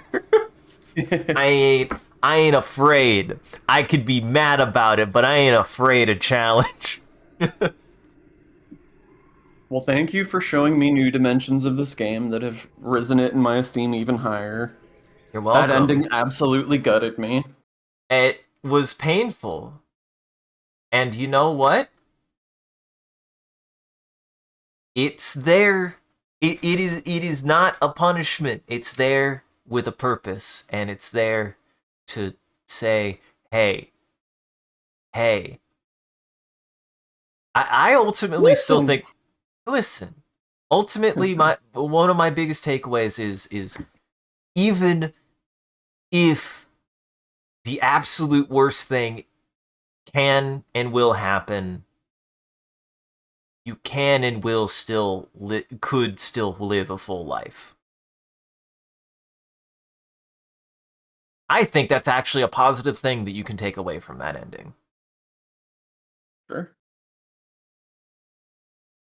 So One. And that, yes, if nothing else, you can and should make changes wherever you can. Hey, don't spend 6 months cooking when the world is falling apart. Maybe don't do that. Yeah, I the did time to learn. spend 6 months cooking was definitely not the last 6 months of the game. I misjudged. I made a bad judgment. You make a bad judgment. Best thing you can do, learn, is learn. You be an idiot, but hey, I'm an idiot who learns. I want to say that I'm an idiot who learns, or at least I try to.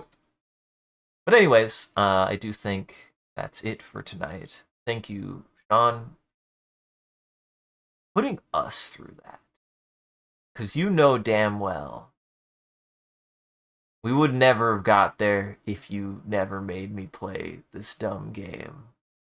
You made me be dumb to play this smart game. I said that in the wrong order. I didn't mean the dumb to be there. I didn't mean the dumb to go there. I meant the dumb goes above this one. Me dumb play smart game. Me dumb play smart game. Glad play. Glad play. Me dumb play the smart game. You. You. So we're gonna do one more thing. We're gonna do one more thing before the end of the stream, and before the end of every stream, I am going to draw a picture. Usually, there are exceptions. I'm gonna posit this. There are exceptions for when I won't do this. It did come up last time, but that's not one of these days. We don't got to get into it, but there will be exceptions anytime that I won't do this ending bit. Just know that we won't do it every stream now. We'll see. That's going to mainly depend on certain other things that are outside of my control. But if I can, I will do an ending bit where we're going to make a prompt together and I have to draw a picture. And you guys can participate if you want to. Chat can participate. All you got to do is type in chat, type like a word or a subject, and I'm going to take whatever chat says, and Sean and we're all going to work together, and then we're going to make a blurb, and then I'm going to use that blurb as a reference, and I have to draw it in Paint in a minute, and then I'll share that speed drawing before we raid out. So, Sean. Hey, Sean. Yeah. Hey, Sean. Hey, Sean. Well. Yeah. Where? What do we even? What? Uh, Gogo Giga Gagagwa. Giving a cucumber to Vase on his birthday. Giving Vase a cucumber on his birthday.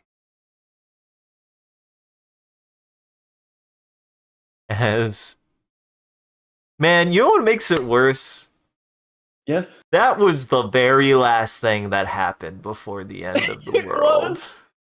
Your last act on this fucking planet was one of spite. If that doesn't sum up how you got to this point. It just goes to show, just because you hate someone's guts doesn't make you right. This goes to show.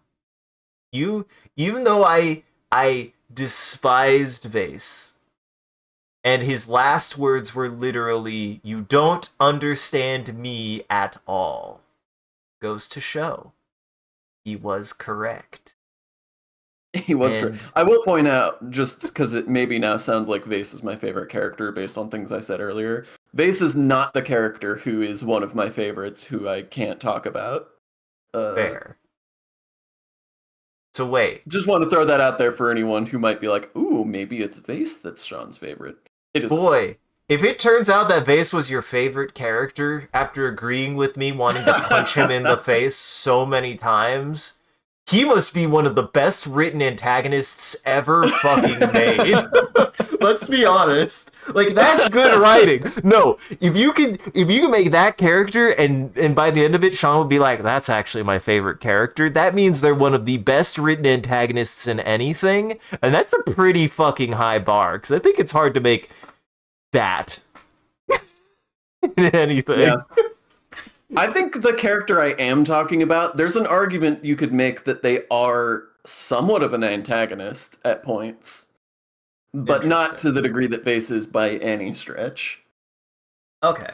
But there's still not a person that there's still not an individual I met, because the only other individuals that we met that didn't really get much more, we didn't really get to know what Nougat's deal was. I just never ran into them again.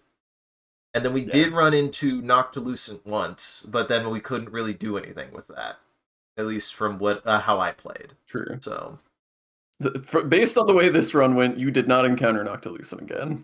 I certainly did not. Noctilucent died in a hole. Oh, he didn't die in a hole. He was getting ready to do what we did to them first. Yeah. It's true. Out of spite. Out of wrongful spite. Alright. I'm gonna draw that. I just typed spite into my search bar.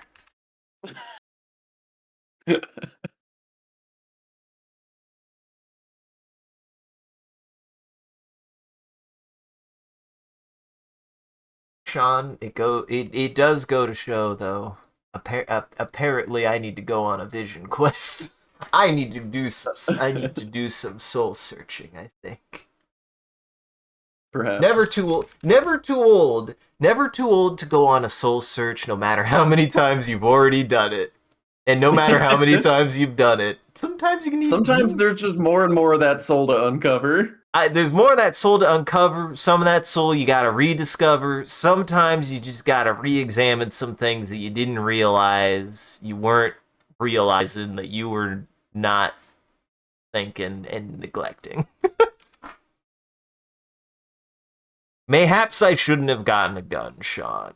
But the gun was really good. The gun was so good.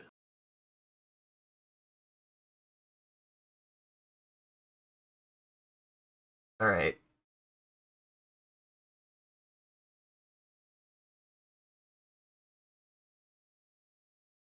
My picture of this bad cover.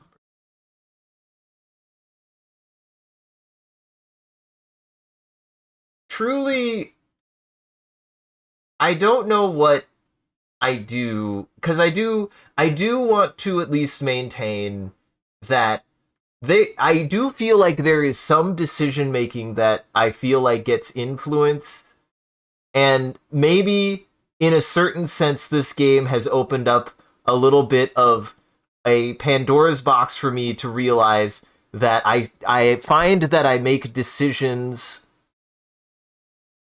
without thinking them through as much as possible that I could, that I might have to re-examine due to the medium in which I continue to interact with these video games, Sean. There may be something to be said.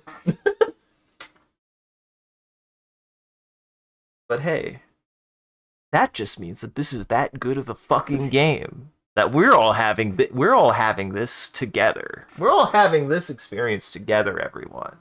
And if there's anybody out there who's crying and seething, I couldn't imagine that out of anybody who would like this game that much. I think they would probably be on board with everything that we've talked about. So if anything, I think you would respect the discussion we had, I would hope. Because ultimately it is important to remember, everybody, that it is just game, but also that it is in game. Failure states exist in a game for a reason. They are meant to happen. You are meant to experience them. Always remember that, everyone. If it can happen, it should. Unless you get the bad ending in Silent Hill 2, and then that's, Yeah, that's... you know. We don't talk about that.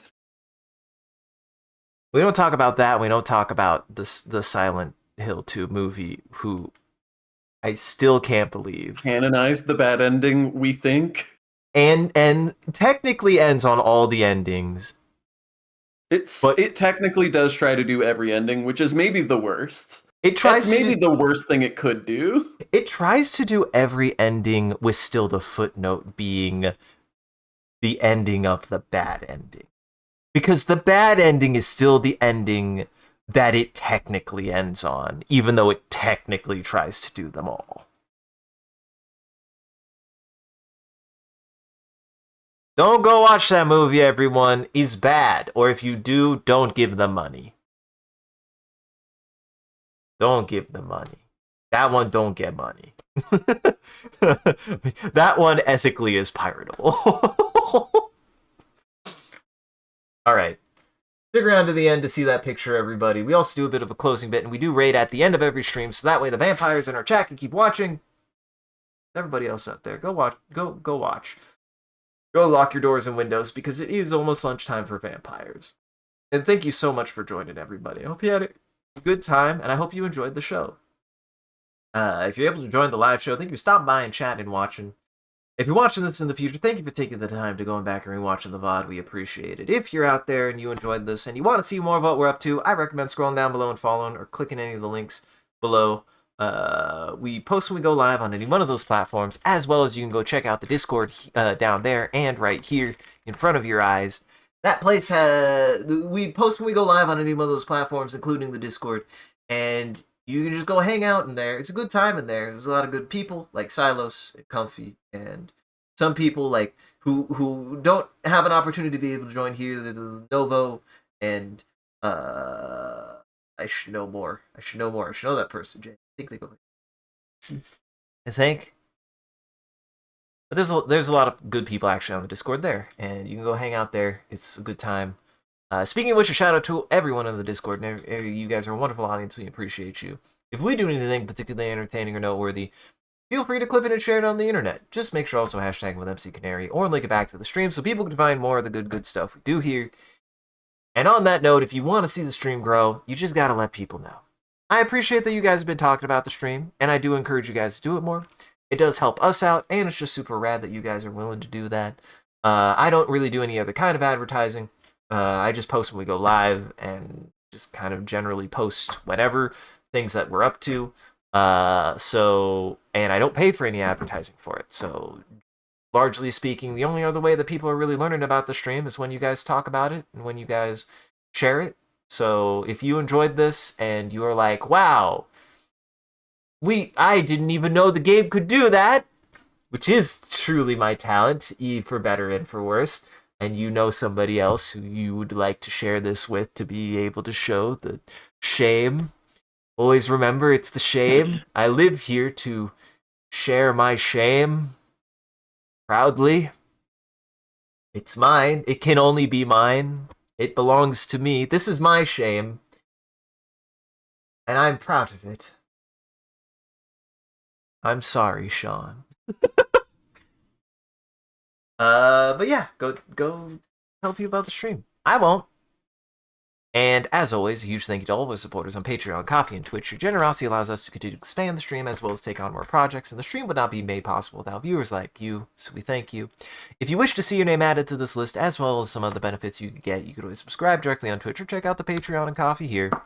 Those places will show you everything that you can get, and any amount is always appreciated. Once again, thank you. There are some options for commissions regarding like a lot of the magic stuff that I do, which I will be in Minneapolis this weekend for, that you can actually get there on the Ko-Fi, but I should be adding more options for commissions in the future, so keep an eye on that if you have an interest in a commission, and hopefully I'll be fleshing that out more as the year goes on. And as always, your generosity and support is always greatly appreciated, truly. We do appreciate it. Thank you so much. And thank you to Amad's wonderful job holding back the Robot Army to prevent becoming famous.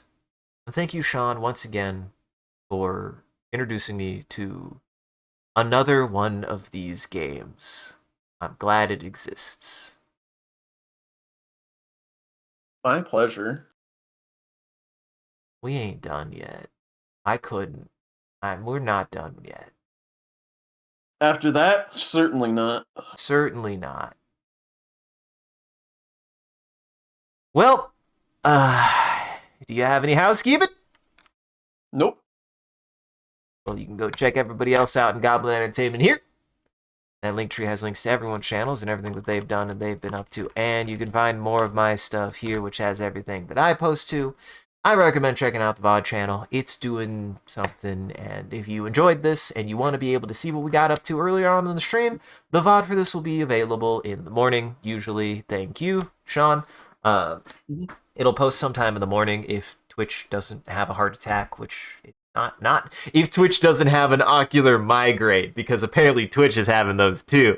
And I've noticed that sometimes when I go to upload the VOD, it just doesn't do it. I don't know why. And it's random. Yeah. So, but if everything works, should be there in the morning. Otherwise, you can find the rest of the playthrough for this first playthrough of I Was a Teenage Exocolonist on there, as well as everything else that we've done and been up to. And on that note, I think I do have one more stream. We will probably do some animation on Wednesday, so if you want to check that out, I will do animation, and then I will not be available for the rest of the week. I will be in Minneapolis, Minnesota. I will be with friends. We will be talking and communicating. I will make sure I will let everyone know that how everything is going there. And I hope everyone is safe in Minneapolis as well. So, do know I will be out there and I will keep everyone informed. And I appreciate you all. So, I am excited. And I want to maintain that energy. And I will say that I am aware and that I look forward to meeting, hopefully, a bunch of really awesome people in Minnesota. And I think I will say this to everybody out in Minnesota right now. Everything that you have done has been fantastic. And I appreciate what you all have done to stand up with what is happening in the nation. So, if nothing else, I am excited to meet people like you. And I thank you. I think that's a pretty good bow on that. Sure. I don't have anything else to add to that. Go check everybody else out in Goblin Entertainment. Thank you all for joining once again. We're gonna go say hi to Dot. She's playing Earthbound for the first time, so everybody go say hi to her. She's a good gal. Otherwise, have yourselves a good evening. Take it easy.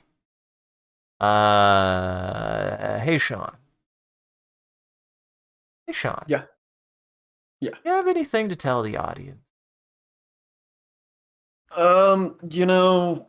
Make good choices, and when life hands you lemons, slap them out of life's hand, spit on life's shoes.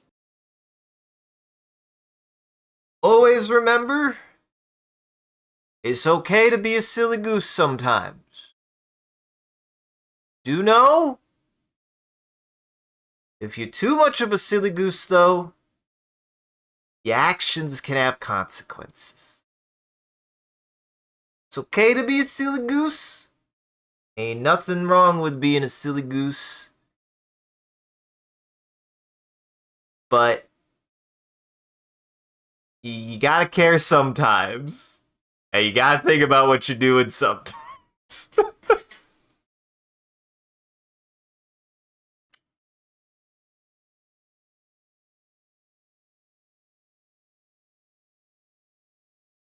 That's a banana. And who truly could hate bananas, Sean?